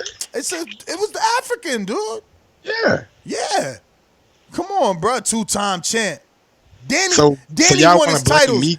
Latin bias, Mr. CYP. Danny won titles from real people. You want to blame me for being a 2-time champion because the guy pulled out because he failed a drug test? Come on, bro. My energy the same. Here go no Latin bias for you. My energy the same with Billy Joe Saunders and his 2-time belts. Who he won them from? True. Who he won that first one from at 160? I know his name. I know his name. I do. Hell yeah. I don't even genuinely remember. So you might say his name and the dude might be good. Yeah, he fucking is good. I'm gonna Google it. I'll fucking Google it. Help me out, man. What's the guy's name? Fuck. I don't even know. Look. He's an Englishman. Y'all come on, chat. I know y'all know. All right. In the meantime, let's go to a caller. We got Stone Bone Boxing. Super chat. Coach Mitty. Fresh Trent from Mass. Please go to the barbershop, of course. What up? Hold on, Stone Bone. I caught him in the middle of a super chat. Apologize, Mike. Igalo 2. Tim Bradley commentary is streaming garbage. I wouldn't say all that. I think he stepped it up, man. Yeah, I think he definitely getting better. Yeah. And Coach Mitty, that's for Mike to buy a new joke book. It wasn't a fucking joke, man. It was a comparison. Yeah, let's see where he won this title from. Andy Lee. Billy Joe beat Andy Lee for his first title. Yeah, after Peter Quillen beat him or before? Actually, Peter Quillen had a draw with him now that I think about it. Yes, definitely good win. And he dropped Peter Quillen. Peter Quillen dropped him. Andy Lee, 160. Was it a vacant or Andy Lee had the belt at least? I think Andy Lee had the belt. Well, I ain't gonna be a hater. Andy Lee was decent. He wasn't a world beater. I mean, Julio Cesar Chavez. I mean, look, if you want to fucking say Andy Lee is a killer, then fuck it. But Chavez beat him. Chavez beat him in Texas, I believe. You know what I'm saying? Chavez, right? Like Julio Cesar Chavez knocked him out in 7. And how many Billy did? Billy did. Billy go 12 with people. You know, ain't but we all know Billy's like a kind of boxer. No, he's a great boxer. That's why I ain't even gonna hate on him, bro. He's a great boxer, but damn, he went 12. Yo, listen, Andy Lee, I don't know how durable he is. Andy Lee also got knocked out by Brian Vera, if I'm not mistaken. Brian Vera made his I think I know Brian Vera because he knocked out Andy Lee, and Andy Lee used to be trained by Emmanuel Stewart. Rest in peace. And you know, they hyped up Andy Lee because he was trained by Emmanuel Stewart, and I think Brian Vera. Yeah, look, he iced him. Then they put the rematch on HBO. Man, stop playing with me, man. Like I said, man, this is what the fuck I do. Y'all lying to yourselves. Canelo do great things. He takes short money to do great things. He sucked down in the catchweight. Like this dude, CYP, you got to come with better arguing than that, all right? He took a 152 catchweight with Floyd and short money. He said he would, though. Mike, of course he said he would because he wants to grow. Now he's driving that car. But it's all we of them. act like the fucking Floyd fight was not a huge thing for him. Like it put Canelo on the proverbial melt for like the casual fans. Absolutely. Absolutely. But why can't Charlo do the same? All right? Why can't Demetrius, who everybody beating the drum for, why he can't do the same? Why didn't he call out Kovalev before Canelo? Why all of a sudden Kovalev now is hot? Everybody want to fight him now. Now. Huh? Now. Why Demetrius ain't like, yo, Billy Joe, you running from me. You at 68. Why he ain't on Instagram every day asking for that Billy Joe smoke at 68? Oh, he definitely said he'll No, fight every day. Why he ain't out there every day? Why he ain't Shannon Briggs? So you got to do it every day now. I'm gonna tell you why. I'm gonna tell you why you gotta do it every day. Go up to 168 and fight Billy Joe. I'm gonna tell you why you gotta do it every day. Because according to Mr. CYP, you not Canelo. You don't bring a fan base. So when you don't bring a fan base, you got a Shannon Briggs. You got a Clubber Lane. The blueprint is there. Floyd did it. Floyd ain't do it to De La Hoya. Oh, but motherfuckers don't know how to follow the blueprint. Y'all don't know how to follow the blueprint. Why Demetrius ain't calling out Callum Smith? You telling me that motherfucking Matchroom can't make that in a heartbeat? If he want to prove that he as good as Canelo, do what Canelo do. Call out the best. Didn't Canelo call out fucking Mayweather? Yeah. But. Then he fight Gennady twice? Canelo dropped down Wasn't Gennady considered? He wasn't fighting the best. Wasn't Gennady considered the best? Was Gennady considered the best? There were some. What?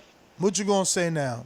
People had some reservations because people thought Danny Jacobs did enough to beat a Gennady. So. Well, that's why Canelo beat them both. So there's no doubt.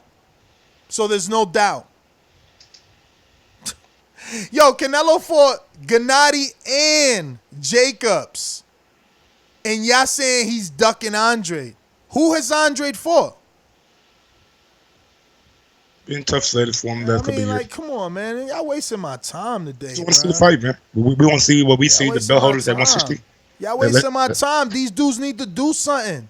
You can't just get a shot and then they giving you a fucking shot and you saying it's not enough money. Like, come on, man. I don't know if Andre said it was enough money. What?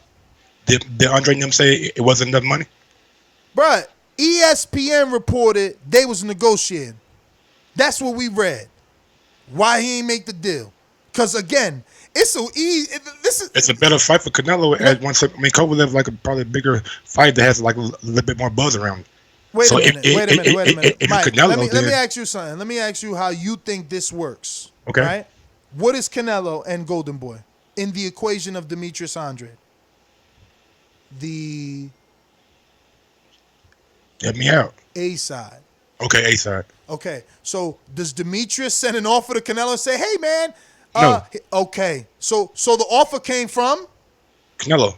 Okay, so then all Andre got to do is take it. Oh, so but sometimes, like I said, we don't know what the offer was. Sometimes people will send you an offer that they know you won't take. But do just you like think, Golden Boy sent it to Earl and Mikey. Okay, but Mike, do you think that when Canelo sat down to do a YouTube interview, and he said that he would fight Floyd at a catchweight, he really meant it, or he expected to fight Floyd at a catchweight? No, they held them to a interview. Yes, sir. Okay, so what's the difference, champ? Ain't no difference in the equation. What's the difference? When did Dimitri Andre say he wouldn't fight Canelo though?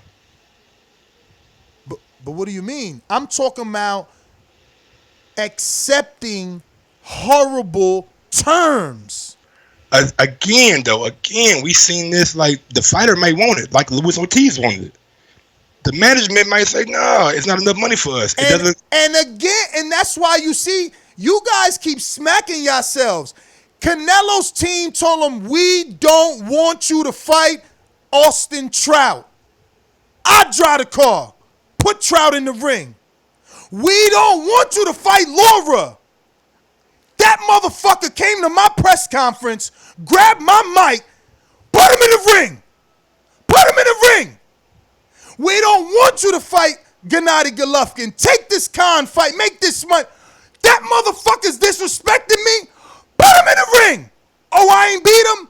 Let me do it again. Man, you motherfuckers is disrespectful. You know why? Because y'all ain't never been punched in the face. But like I said, DM me, man. I'm trying to spar. Motherfuckers ain't fighting but yeah, out I here, want to see a Canelo fight Demetrius Andrade and Jamal Charlo. What However world it is y'all happens, living in? make it happen. I know somebody could call and try to put asterisks to all that, but he did all that. He did all that. These dudes ain't done shit yet. Begging for paydays. And now let me tell you that Canelo is Floyd in this equation. So when Canelo sucked down and took all Floyd's restrictions, just like Floyd took all fucking Oscar's restrictions, he wasn't crying. They do what they gotta do till they could drive the car. But whatever, man. I'm done giving y'all free advice, man. Big Supermax, Texas.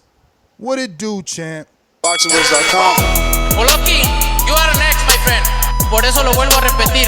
La era del Canelo es la mejor porque peleó con los mejores. La suerte es para los mediocres, my friend. BoxingWords.com.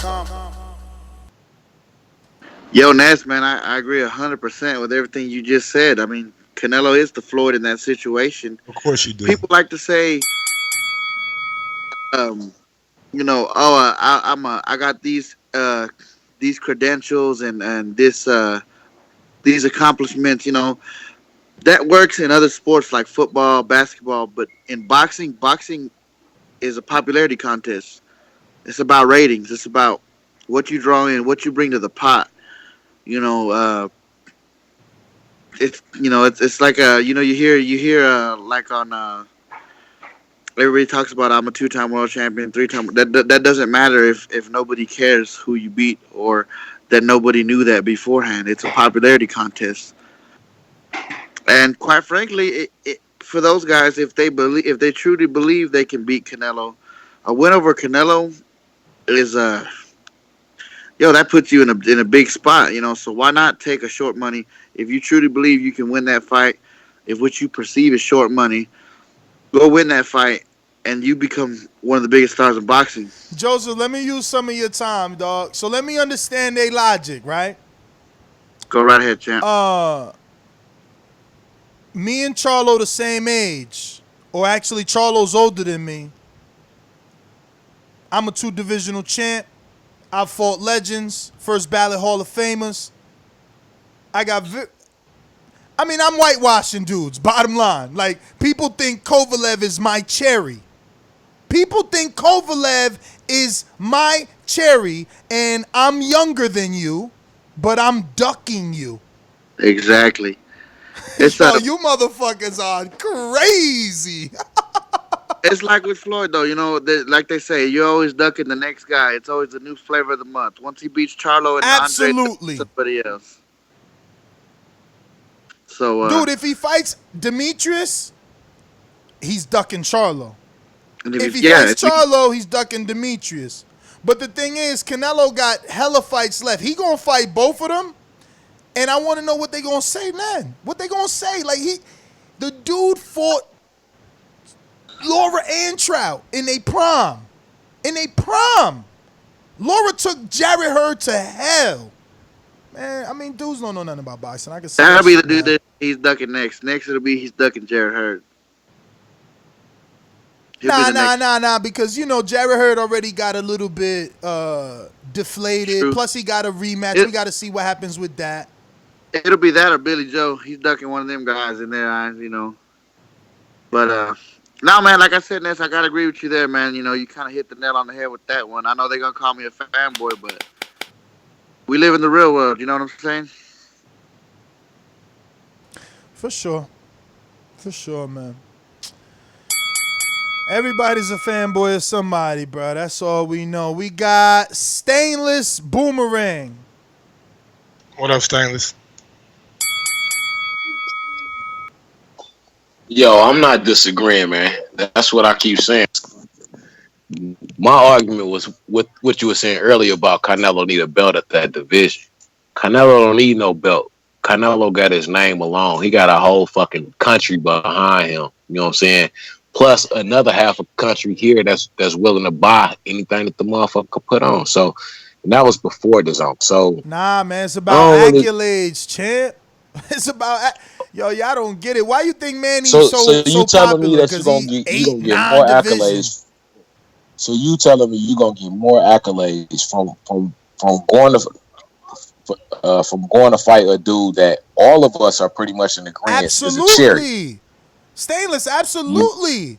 You're going to write You lost, history. man. You're going to be a Mexican where 92% of the media is going to say you're a 4-divisional champ.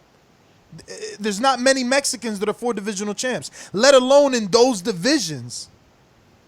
And he's going to be skipping a division.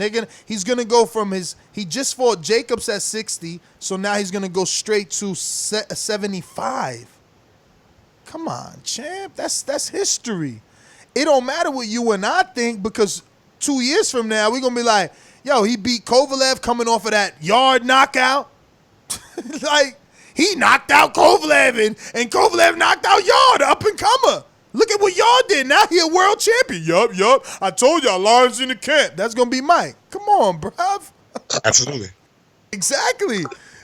Exactly. That's accolade. I can't believe y'all don't know how this shit work, man. Yeah, man, I don't think Canelo's doing is like building his legacy. Same time, nigga, we want him to see him fight Charlo and Andre. We want to see him fight Charlo and Andre. Yeah, and at the same time, I want to see Charlo and Andre fight somebody. You was just ranting. Charlo and Andre fight each other. They got beef. They got beef. They got beef. They got beef. Canelo never let nobody run down on a fucking press conference. He ain't never let him do it. Anytime somebody run down on his press conference, they got to get in the ring and fucking pay for that. Charlo and Andre got beef. Let them settle that shit. Let them settle that Jacobs shit. And Andre. No, I want to fight Canelo because that's where the money at. That's why. It ain't about legacy. It ain't about belts. It's about money. That's why when Canelo's involved, niggas want fucking life-changing money. They think he Joshua. They trying to get that Joshua money. Hey, they mad at me. You don't want to beat Canelo. You don't want to beat Canelo. You don't want to beat Canelo when you asking for 10 figures. That's on them. That's on them. Not once did I mention money, bro. You know what I'm saying? For me, as a fight fan, it's about the fight. It ain't about the belt. I'm talking about facts, Stainless. I'm not saying you mention money. Facts is they asking for more. Derevchenko turned it down. Andre got an offer. Why we ain't hear shit? And obviously the offer ain't that bad, Mike. That's stupid on Nate. No. Obviously the offer ain't that bad. Mr. CYP want to make it. He's like, what's the offer? No, why we don't know the offer, Mike? Because usually when the offer trash, we know it. That's true. Oh, I know it's true. I know it's true. And when the offer's good, we know it too. Because look at what happened to Luis Ortiz. Oh, you lying? You lying? I'm going to put out these emails and texts. And what did Eddie do? Put them shits out. And we found out the truth. Come on, don't tell me the offer was whack. Because when offers is whack, we hear about it. We hear about it. Come on, man. They be trying to lie, man. Don't be trying to lie for your favorite fighter. Tell your favorite fighter, dare to be great. Gabriel Rosado moved up from 54 and fought fucking Gennady Golovkin. He fought Gennady when even Sergio Martinez was ducking him. What? You telling me the Charlos couldn't have called out Gennady? Why they couldn't have called out Gennady back then?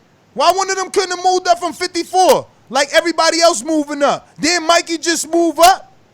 What's going on? What's going on? Why they can't move up? Didn't Floyd move up? Like, what's going on? What's going on? Floyd moved up for one fight. He ain't move up the rule of division. Heyman got a plan for him. Huh? Oh, you got a plan for him. All right, well, then stop begging Canelo. If Al got a plan for you, tell your fans to stop begging Canelo. If Al got a plan for you, tell your fans stop hating on Canelo. Because Canelo out here doing real shit. He doing real shit. That's why he got that Mercedes truck. You see that Mercedes truck he got? Look like a fucking tank. He only got that big pickup to carry his balls, motherfuckers. And we got a super chat from DH. Ness, get this work in Texas. Yeah, I'm going to fly all the way to Texas. But let me tell you something. I did do that before. And I will do that again. Did what? Remember, I flew to Texas, sparred both Cruz and Marvin, and took a class before I sparred them. I didn't know that. Yeah, and that's deliver ass whoopings too when it's convenient. You know what I'm saying? But you flew down there, and I know you did some work down there too. Yeah, I did work. Gym and okay. Yeah, I did work, but I brought my shit with me. And it was crazy because it's obviously, you know, at that time it wasn't their gym like that, so the dude made you do like a whole fucking class. Like, I'm talking about a whole class, like shadow boxing with gloves on, get down and do push-ups, run around the gym, hit these bags, like all this crazy cardio shit. Then is open gym. It's like, damn, bro, you trying to kill me. That's how I was, nigga. College, nigga, coaching. You just make us run for like an hour, then pick up, nigga. Y'all play a pickup ball now for like another hour and a half. But we got a super chat from DH. Jamel Charlo has beef with Andre, not Jamal. Bruh, yo, I'm telling you, see, this is what I'm saying. God know what he do, Mike. God know what he do. You were finna say that? He ain't make me, he ain't make me a fighter because I was going to be too arrogant. I was going to be just too arrogant, bro. Am I not my brother's fucking keeper? What the fuck is wrong with y'all, man? I just can't, man. I can't keep giving y'all free advice and how to build motherfuckers. Like, either you want to do this or you don't, man. Like, what you got into it for? We got another super chat from Igloo, too. Jamal Charlo been calling out Triple G for years. Yeah. At 54, was he calling him out? Don't be lying to me, because I've been doing this too long. And let me tell you something, Mike. Triple G got a thing for them 54-pounders.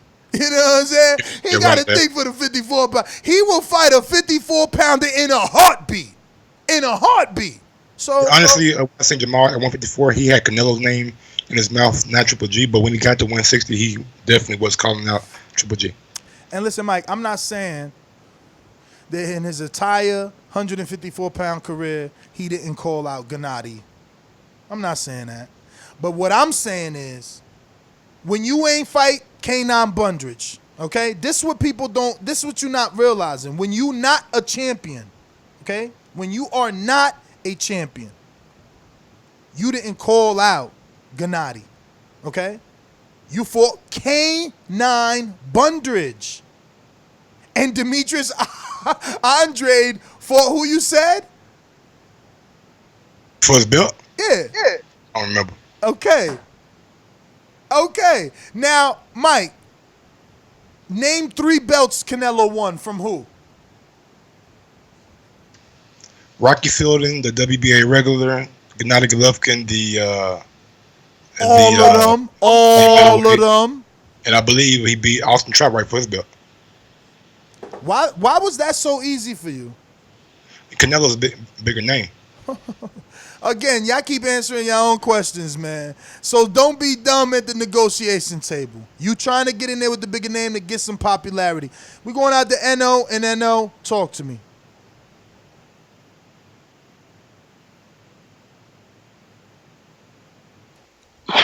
Yeah, Ness, bro. See, bro, you gotta back down on that Canelo shit a little bit, Ness, dog. You running wild right now on the show, dog. What you gonna tell me? He ducked Charlo because he was franchise champion? I mean, just fight your mandatory, bro. I mean, all this franchise shit and all that, dog. And we gonna justify why Charlo ain't get his fight, you heard me? You know what I'm saying? With all that, like we wasn't saying that shit with Danny Jacobs. Hold on a minute. He wanted more money from Triple G. Hold on. We wanted Danny to get his money from Triple G. You know why? You know why? Why? Because Daniel Jacobs had an entire career at 160. Let's not forget. He started his career at 160. Let's not forget that. What you mean? What he did? I was saying, like, you talking about his whole career at 160 before the Triple G fight. I'm asking, what was that? I'll tell you what he did. I'll tell you what he did then, since you want to act like you don't know. Daniel Jacobs at what? I'm going to pull up his resume. I think what, Mike? 16-0 maybe? 16-0? He stepped in there with Dimitri Prague, daring to be great. Right? Oh, you don't know? It's all good. I'll find this. Don't worry. We doing moral victory. No, we not doing. I'm giving you the blueprint. You mad at Canelo? You mad at Floyd? Y'all mad at Canelo? Mad at Floyd for picking and choosing? Meanwhile, y'all don't use their blueprint. Daniel Jacobs used it. I'm gonna show you when he lost In 2010. 90 seconds. In 2010, that boy put on his metaphorical belt and strapped it up and said, I'm going. Wait, hold up. Before you continue, hold up, Ness. Before you continue, what's up? Pirog was the favorite in that fight. That what you telling me? Boogeyman. Pirog was the boogeyman. He was the boogeyman. I mean, and you know this was an HBO fight, so Daniel Jacobs was the favorite because he was 60 seconds. You know, he was being aired on HBO. Like that was, you know. So him losing a Pirog, bro. I'm trying to see how does that make him daring to be great. What? He could have did a fucking Peter Quillen, bro. Bruh, listen to me. Listen to me. He could have did a Peter Quillen and not take the fight. He could have did a fucking what you saying? Canelo did. You're losing me too, Ness. Like if he was a favorite in that fight, how was he daring to be great? Dude, because it's Dimitri That's what Pride. I'm trying to figure out. It's Dimitri Pride. That ain't no. Listen to me. Casual coming to this. Did we know about Dimitri Pride before this fight? Absolutely. Okay. Absolutely. I mean, he wasn't a Daniel Jacobs in terms of, you know, the casual fan. Now you getting on board now. All right, go ahead, keep going. He wasn't a Daniel Jacobs in terms of the casual fan knowing him, but neither was Gennady Golovkin, Mike. But the hardcores knew him. The hardcores knew him. Okay, now look. Best before he fought Daniel Jacobs. Bruh, he didn't get a shot. It was a vacant. That's the beauty. Look at the dude that just fought to beat Makabu Fox, right? Like when he gets a shot, you're gonna be like, who's his best win? Nobody. You're gonna have to say Fox. Like that really wasn't win. People do what Anthony Yarde did. They don't fight nobody till the title shot sometimes. That's how it be, especially when you the man in that division or you highly ranked in that division. If it's a vacant title, you can't necessarily say that Danny Jacobs was daring to be great. He's fighting for a big incentive. We see dudes not take vacant title shots all the time because of the other person across the street. Man, Ness, you beat around the fucking bush. So Gennady Golovkin. So Gennady Golovkin. Wait a minute. So Gennady Golovkin. Andrew, one of the two, man. So Gennady Golovkin didn't vacate the title instead of fighting Derevchenko? We know the reason behind it. But he fighting that motherfucker now. Mike, what's the reason? That shit what's the reason? I don't know why he ain't got a big fighting, payday in line. You did? No. The reason is because you don't take a dangerous fight when you got a big payday. Yes. Derevchenko could have beat him. So that is a clear duck.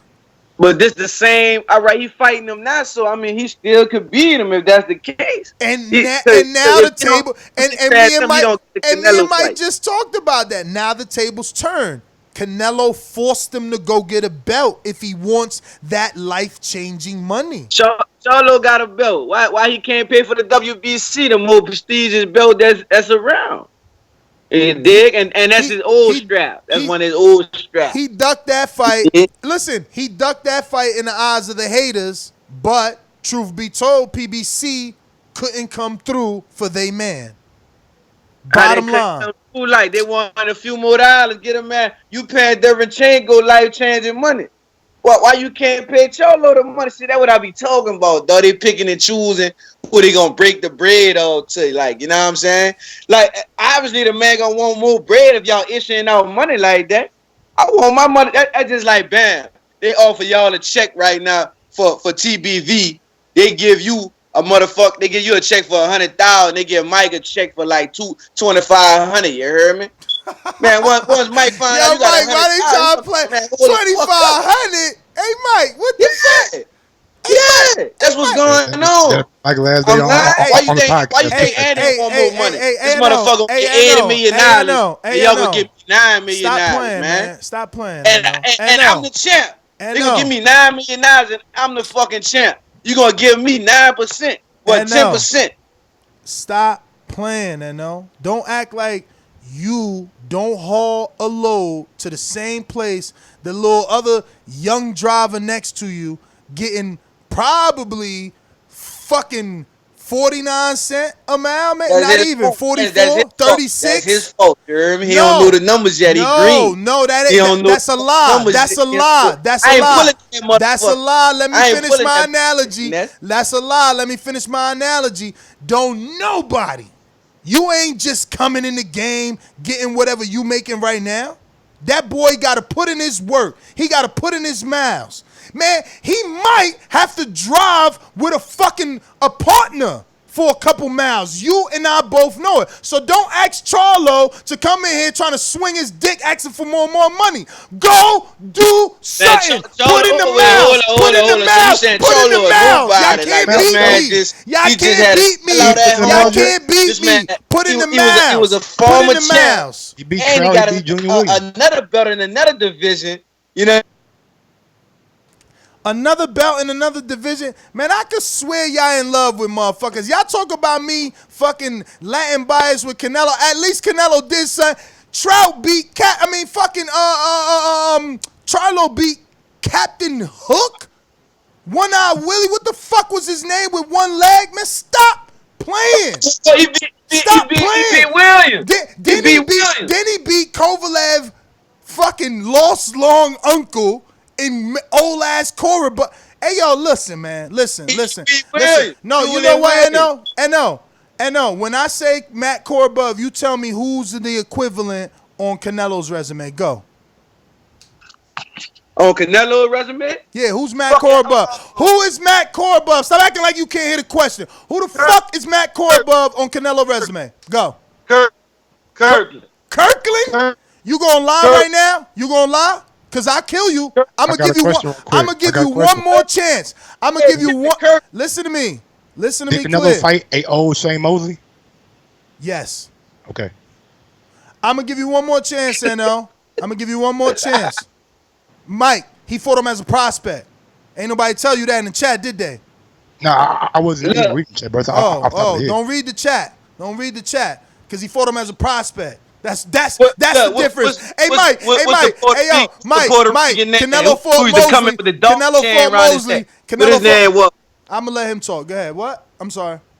We didn't. What's the name of the poor Angulo? Oh, you want to switch? You want to switch? Angulo? I on the list. What's that? Angulo. All right. Yeah. So I'm gonna tell you this. I don't even think Korobov has done what Angulo's done. I don't even think Korobov's done what Angulo's done. Angulo fought for a title. Angulo better fighter than Angulo. He's not a better fighter than Angulo. I mean, you thinking of Angulo now. That's the problem. You ain't thinking about. He came up under Kimbo, man. That dude was a backyard fighter, man. You playing Come games, on, keep it real. All right, look. All right, I'm gonna just get ahead and pull his name up. I'm gonna pull his name out. I'm not even gonna play with you. Tonight for y'all ass, but we got a lot of entertainment. Listen, I'm not even gonna play. I'm not even gonna play with N.O. I'm not gonna play with N.O. because he can't. You can't fuck with me, N.O. I'm gonna mute you to kill you, then bring you back. All right. So he want to bring up Angulo, who without BoxRec holds a win over Gabe Rosado like 20 years ago, Mike. Like 20 years ago on Friday Night Fights. Okay, but now. Gabe Rosado, look at what he's done and where he's at and all the fights he's had. But he holds it like 20 years ago. Yeah, but how good is Gabe Rosado, though? Good enough to knock down Selecki. Good enough to knock down Selecki. Good enough to beat J. Leon Love. Good enough to give Peter Quillen a very good barometer fight. What you talking about? I'm just asking, big dog. I'm just answering. I know, but I wouldn't say JV. Listen, let's not get caught up. No, hold on, because listen, just because we arguing or debating, we cannot diminish what people have done. Okay? I'm not diminishing what he's done. You sure? At all. I'm not diminishing what he's done. Only thing I'm asking, how good is he in the how good is my nigga? You tell me. You tell me how many more shots you expect Willie Beeman to fucking get? Your boy. How many more title shots he getting? We'll see. No, fuck we see. Give me a guesstimation. 2-3. Man, get the fuck out of here. What the man, yo. You think he's gonna get an opportunity to fight for a world? Francisco Estrada was like a WBC champ, bro. Yeah, and once other champions see how well he handled, he might. We all know this. The losers get more title shots than the deserving ones, right or wrong. Cause they lost. Cause we see them lose before, right? Whatever, man. Yo, whatever, bro. You chasing, man. You chasing right now, but let's get back to Angulo. Nah, you is, bro. You ain't talking serious. Let's get back to Angulo. First of all, I mean, how do you want this, Mike? Because we got to set some sort of rules. Because I don't feel like explaining every name. So, are we doing what we traditionally do, where we like A fighter, B fighter, C fighter, or like biggest win, secondary? Just give me your notable names and on Angulo's resume. That's all. Okay, but again, notable. What does that mean? C plus and above. Notable. C plus and above. All right, so that's difficult. Just because you know how you see a name, all right, for hypothetically, like Vanez has fought a lot of people, right? Yes, a lot of people got Vanez on his resume, but Vanez's biggest win is who? Yeah, I call Vanez average at best, not a C plus kind of fighter. He's not C plus. Okay, so who's C average plus at best? Wow, so who's C plus to you? You crazy though. Vanez is C plus, but who's C think plus so? to you? What the fuck, man? Vanez, didn't he get a draw with Islandri Lara in his prime? He did? I mean, either a draw or they stopped the fight because of a headbutt that first fight. They had to fight twice, bruh. Vanez Martiro. Yeah.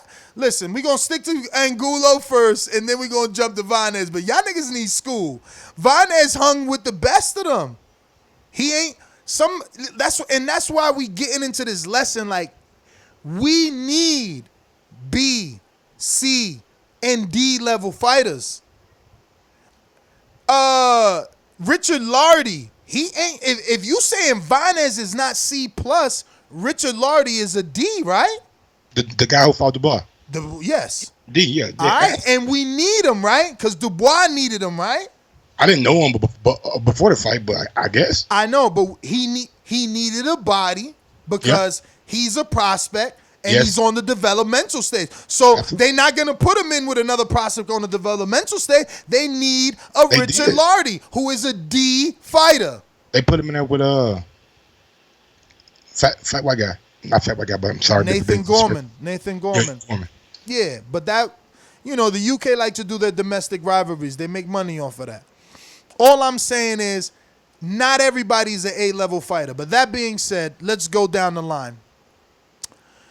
And this is insane, bro. Y'all disrespectful, man. Disrespectful, okay? Knowing how hard it is to do this sport, knowing what just happened to Adonis Stevenson, knowing what happened to Pritchard Colon, knowing what just happened to the two people that passed away and Davashev, you motherfuckers is super disrespectful. But the first name, and you know what? I don't want to count because there's going to be mad shit to do in terms of counting how many fights in. But in 2008 for Richard Gutierrez, very good journeyman that you need, developmental fights, right? Then he lost to Kermit Cintron. Now, Alfredo Angulo was on the fast track. Back in the day, he was with Gary Shaw. They put him on HBO. He was struggling to make weight back then for whatever reason. And I guess the excuse was he was sick. It was also a WBC, eliminator in the 154-pound division. He lost that fight, turned around, took the Gabriel Rosado fight on ESPN, won that by knockout in 2. Gabe Rosado was working at Home Depot when he took this fight. Because you motherfuckers disrespectful as hell. I wish some of these fighters spit on y'all when y'all ask for a picture.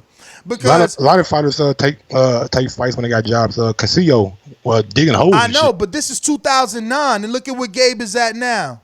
You know, look at what he's done in his career. Just opened a gym, movie star, you know, hanging with A-listers, got more money than all of us, you know, lives in L.A. now. You're telling me things, but you're not telling me what he done in the ring. Like, all that is great, you know what I'm saying? He That's done great. plenty. He done plenty in the ring. He done plenty in the ring. Y'all just disrespectful, but it's all good. He knocked out He lost to Martin Murray. He knocked out Gabriel Rosado in 2. He knocked out Harry Joe Yorgi in 3. Common opponent with Jamel Charlo. I bet you Jamel went more rounds. Find out for yourself. He knocked out Joel Julio in 11, right? I'm pretty sure, let me just double check, but I'm pretty sure this is the one that the Devin Alexander, right? Let me see. Go down deeper. Carlos Quintana. Who's this? James Kirkland. Angulo.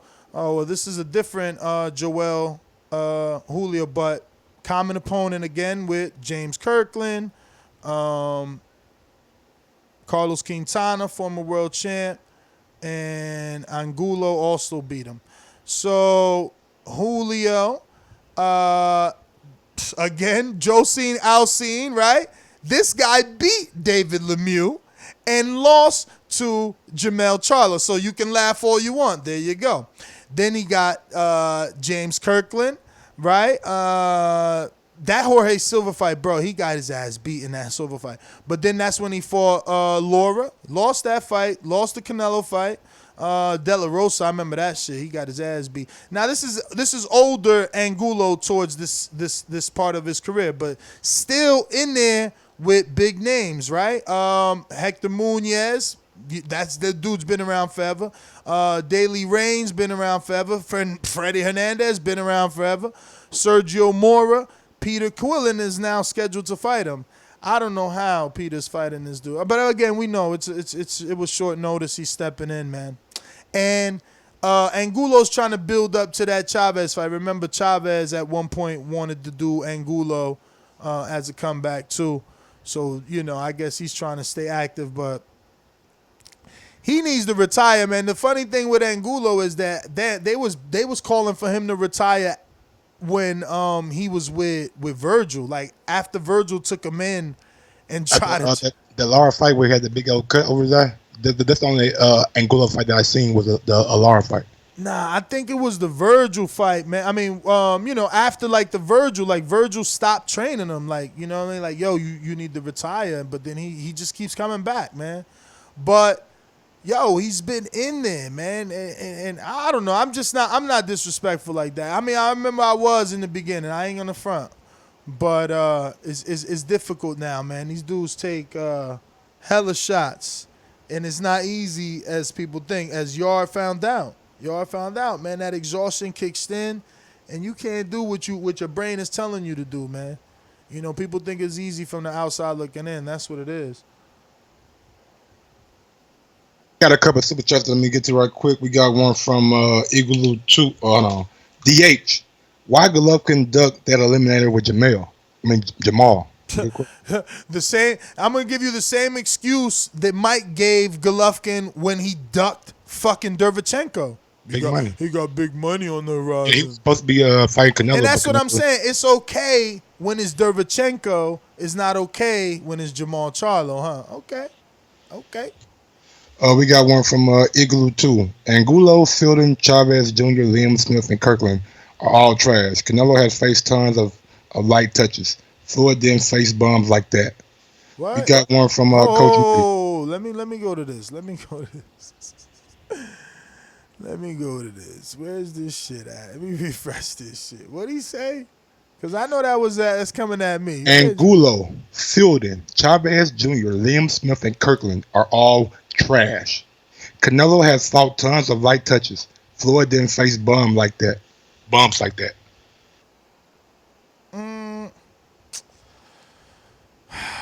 Floyd didn't face bombs, huh?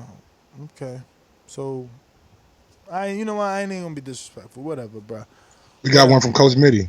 You're talking about Dadashev. Kovalev's training was great after the 8th round. He told me straight, another round like that, and I'll stop it. We got one from NO. Canelo has the judges and the juice on his side. Come on, NO.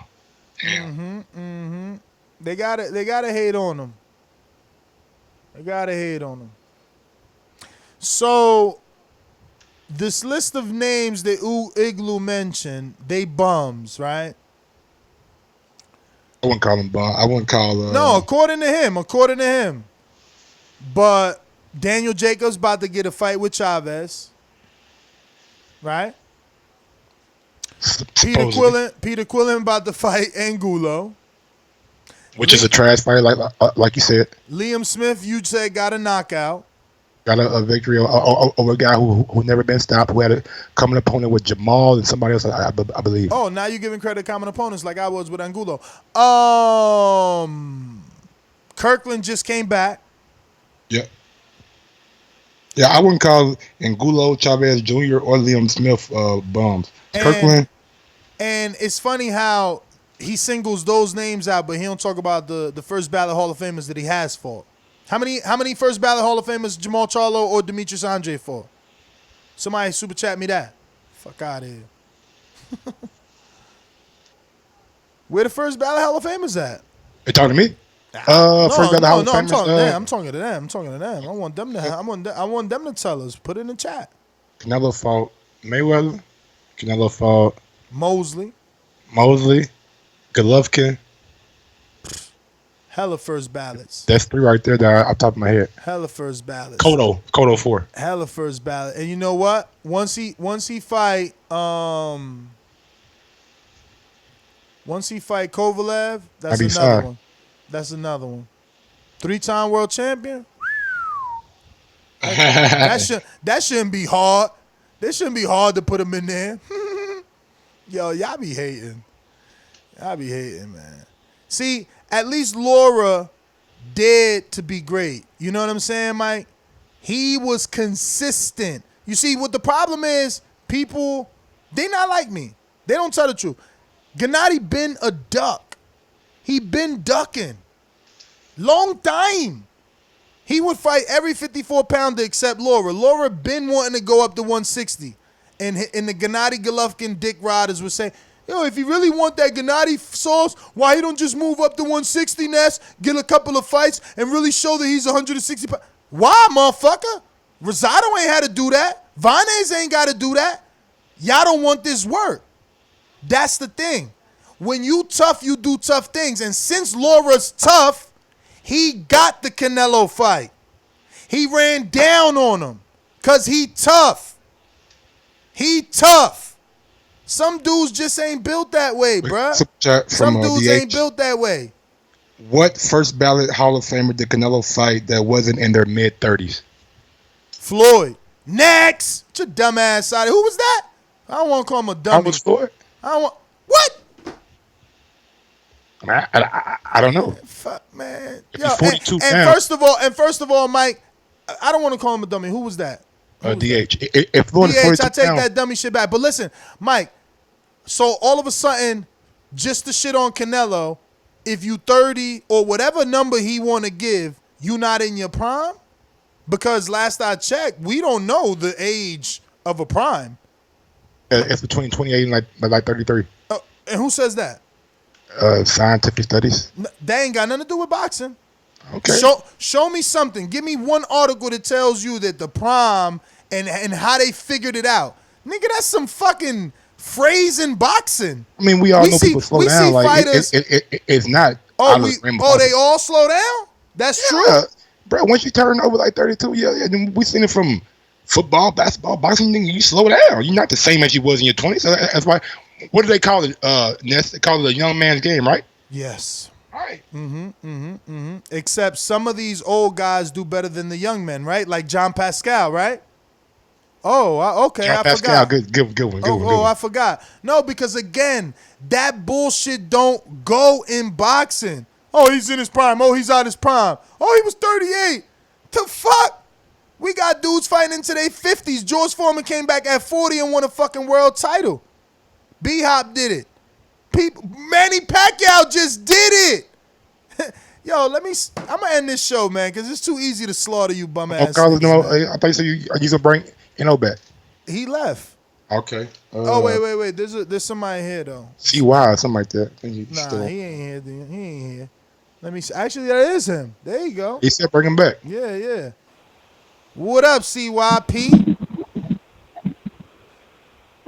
Yo, man, I'm trying to figure out why you up in the all on the show, all up on the blog lying. Like who are you, P Diddy? Everybody know that Floyd was 30, 36, 37 years old when he fought Canelo. That perfectly fits with Mike's storyline. That he only fights dude 35 That's not my plus. storyline. 36, 37? It was a super chat now. Don't 36, 37? Yeah. That's how old he was. I'm running to check that. I'm running to check that. I bet you he wrong, y'all. I bet 100%. you he's wrong. And what you got to do when I'm right, when you find out I'm right about this, I get free calls, man. I get unlimited. Never. This is what Mr. CYP do. Everybody know who follow that name. They know I spit them facts. No emotion. Never. No emotion. I'm a tenderize you. Go ahead and look that up. Go ahead and look it up. I'm looking. Don't you read the chat? They're telling you in the chat right now. I don't care what the chat said.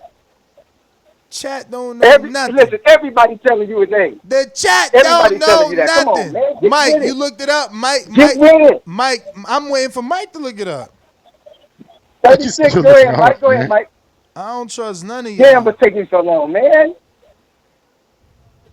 Tell him, huh? Do I got to call H Money? Mike, tell me, Mike. 35, 36, something like that. Mike. 37. Tell me, okay. Mike. Not 37, Don't huh, tell me Mike? something like that. Not 37, huh, Mike? Not he calling me a No, liar. now it's not 37. It's 36. 36. We know that's how old he was, man. Stop it. You the one said 37, champ.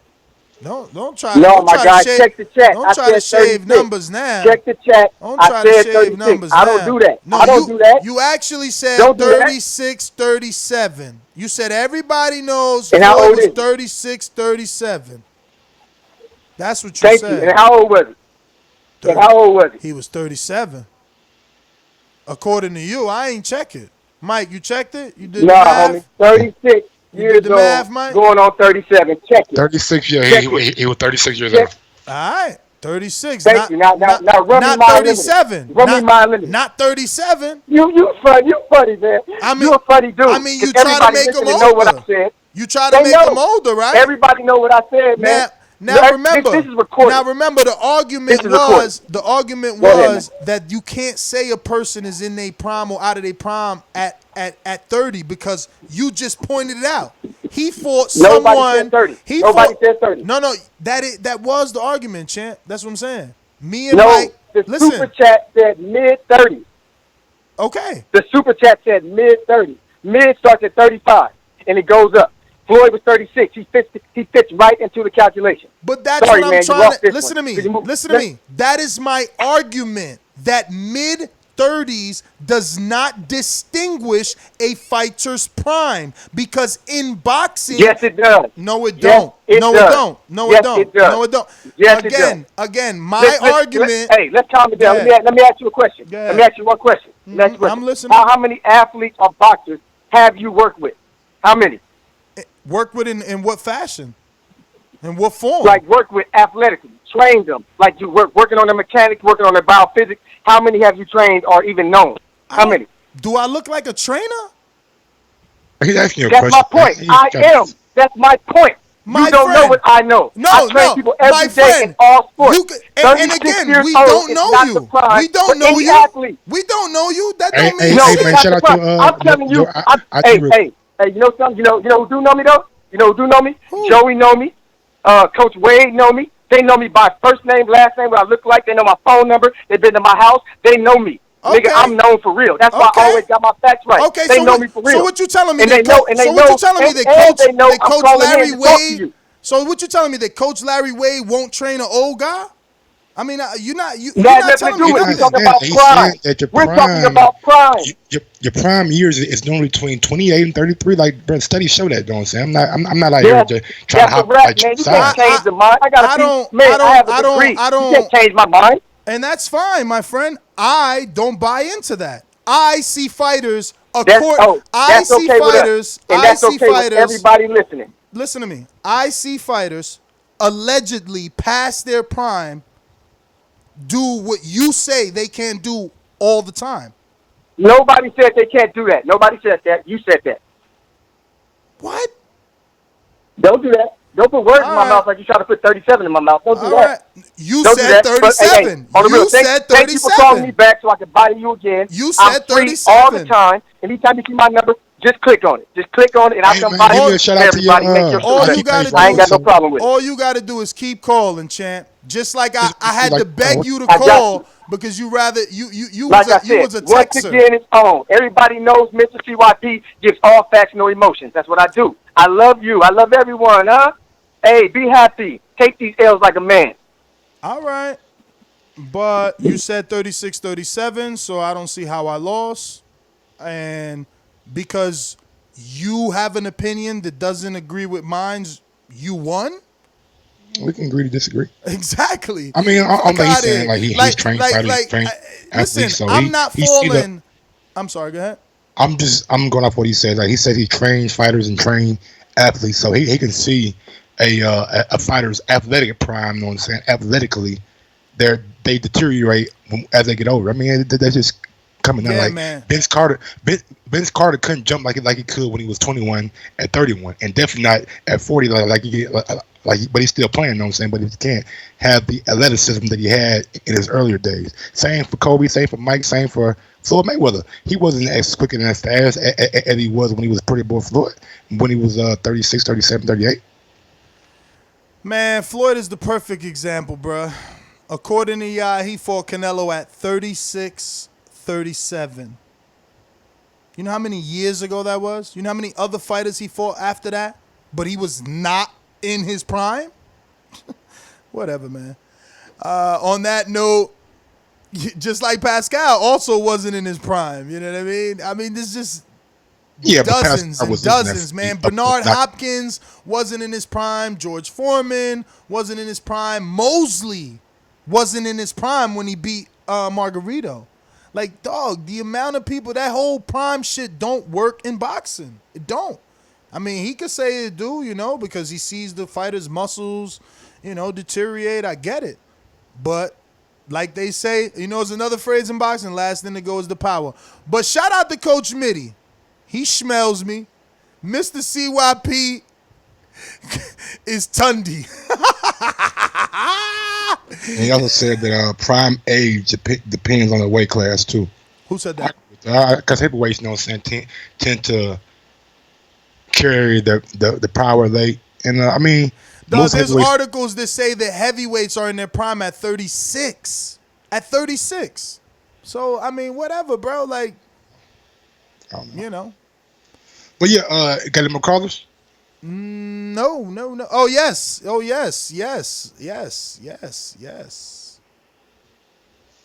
Mr. Info Joe.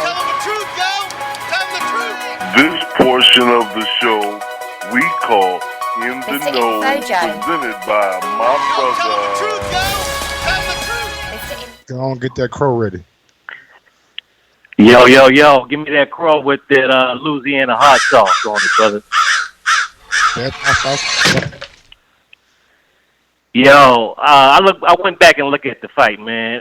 One thing I gotta say, Yarde had his best success when he didn't come out in the Philly shell. That's why I say he need to drop that shit. Yo, even when he did do the Philly shell in the shoulder roll, he never do like Floyd and catch it on the shoulder and come back and counter. He never did that one time. Drop that shit. And I really thought about this shit last night. The only person I've seen that had a little success out of these new generation fighters is Emir Imam, and it shit still didn't work for him. But at least he knew how to roll the shoulder, catch the punch on the shoulder, come back and counter. One other thing, too, I seen on Boxing Scene that Trout want to come back down to 147, man, to fight Manny Garcia. What's wrong with that dude, man? If anything, he needs to be moving up to 160 at his age. Yo, he been said that, bro. He been said he could make 147, bro. That's crazy. If he get a Danny fight, that's crazy. Because if Danny wins, we're going to think that Trout was drained. He needs a regular. He need like a Jamal James fight at 47 to make us believe. That's like a fight that nobody, you know, that nobody's thinking he's doing it for for money, you know? It's not for a big name. You doing it because you really believe you could bang at 47. Yeah, man. Disappointing. No, that dude should be going up, though, if anything. I'll stay at 154, man. Still some fights for him at 154. Another thing, man, some shit pissed me off yesterday. That's in my search engine. I seen in Texas last Saturday, they had the show was called Border Wars. I hope you got that shit copywritten, man. You need to sue them motherfuckers, Ness. Nah, man, I've been Google that shit. Nah, man. I mean, Border Wars is a common phrase, Yeah, bro. yeah. That shit been around. No, man. Yeah, nah. No, not Joe. no boxing. I never heard boxing using Border Wars, bro. Really? But us. I don't know, man. The show We'll was have to called check. Border Wars. Look that shit up, Ness, man. You might be able to get some change out of this shit. We the only Man, ones. I ain't never ain't seen the suing show nobody, called Border man. Wars. I ain't suing nobody. Like I said, man, that phrase is just it's common for fighting. Border Wars. That's common. Yeah. Hey, man, I don't know. I didn't like that shit. I didn't even look at the card. I was so pissed off. Like, I ain't going to give it no extra motherfucking views. Really? Yeah, that shit pissed me off, though. Yo, but that's my call, brother. Everybody have a blessed, no stress day, and have a fresh week Monday, man. Peace, my fam. Hey, we got a super chat from Matchroom Boxing, not the actual Matchroom, because I went to the channel. But it says, Ness, hold this L. What L, man? Joe L's. Let me go out to maybe blunt in your hand or something like that. I don't know. Who? What? Maybe it's blunt you got in your hand or like that. Yeah, no, I need to probably roll up, but I ain't gonna do that right now, man. Hey, We're bro, gonna have to. What? Did you watch Power? Do you watch Power? Nah, man, I gotta catch up, man. Catch up, boy. I watched the shit in I last think night. I watched the last season. Yeah. It's 6, right? Last season. No. Season 6 started last night. I watched it at 12 o'clock on the Stars app. Yeah, I seen the first of all, I seen your IG post talking Yeah, about come you on, don't like. man, come on, 50. Listen to me, bro. Trey Songz, I love him, man. He's one of my favorite R&B singers. We need that 50 back on that motherfucking intro. I need him back on the intro. Man, yo, Nesby stealing material? Y'all serious? Y'all gonna believe these fucking clown ass niggas that be mad because they can't fucking, cause they soft when I say something? You know what I'm saying? Like I don't say it in their face. You gonna believe niggas that do fucking videos? I don't steal shit, nigga. I didn't fucking steal nothing from nobody in terms of anything I do on YouTube. I heard of Border Wars way before I even thought about boxing. You know what I'm saying? It's a common term, my nigga. Hell yeah, you know. If anything, nigga, I'm definitely blessing everybody, man. Definitely blessing everybody. B. Paulie, what up? What up, B. Paulie? What up? King? What up, though, Mike? What up, Ness, man? What's good with y'all? Chilling, man. We chilling. Going late. Almost did me 4 I hours. know, man. Y'all niggas been on for like my whole work shift almost, bro. I'm about to punch out in a minute. And y'all Lions been on in the camp, baby. We lions. We Lions. work. We don't sleep. No, we don't get weak. We get deep. Yeah. I feel you, bro. Hey, look, man. I kind of went hard on Anthony Yarde yesterday. I listened to the brother after he got done fighting. I listened to a lot of his interviews. Listened to Tunde. Hey, I got to give him credit. I like Anthony Yarde's energy. I like the fact that he ain't settling for no moral victory. I like the words that came out of his mouth. He ain't win, so he ain't happy. I like that. That's the difference between the two Anthony. Anthony Yarde seemed like he a little bit more realistic than Anthony Joshua. But his trainer did his thing, talked himself into that big fight. So, you know, that's legit. Hopefully he have a great career, keep it moving, and get some American influence in that camp, man, and do a lot of sparring. You feel me? But what about this Canelo shit? What is niggas saying he ain't got no good resume or what? What is people saying, man? Who got you fired up like He a bum. He be ducking. He for all bums. Somebody super chatted. Igloo super chatted said all them dudes is bums. He said Alfredo and Gulo's a bum. And Gulo, Filton, Chavez Jr., Liam Smith, Kirkland are all trash. Canelo has all trash. Yeah, I don't know. I think that's a little extreme, but at the end of the day, my thing is this: Canelo is a beast, bro. He showed he a beast, but we can't omit that the matchmaking. You know what I'm saying? The timing. But that don't mean that he ain't no beast. You know what I'm saying? Even though it Absolutely. is good matchmaking on some of the shit. Yo, you see, y'all so hilarious, man. The matchmaking, the timing. So then, Hey, why I'm just saying, the fuck? look, you hear me out, Why the Ness. I'm fuck didn't saying. Al Hear me out, Heyman? B. Why Al Heyman didn't back the truck up to Gennady so he could matchmake and get the timing?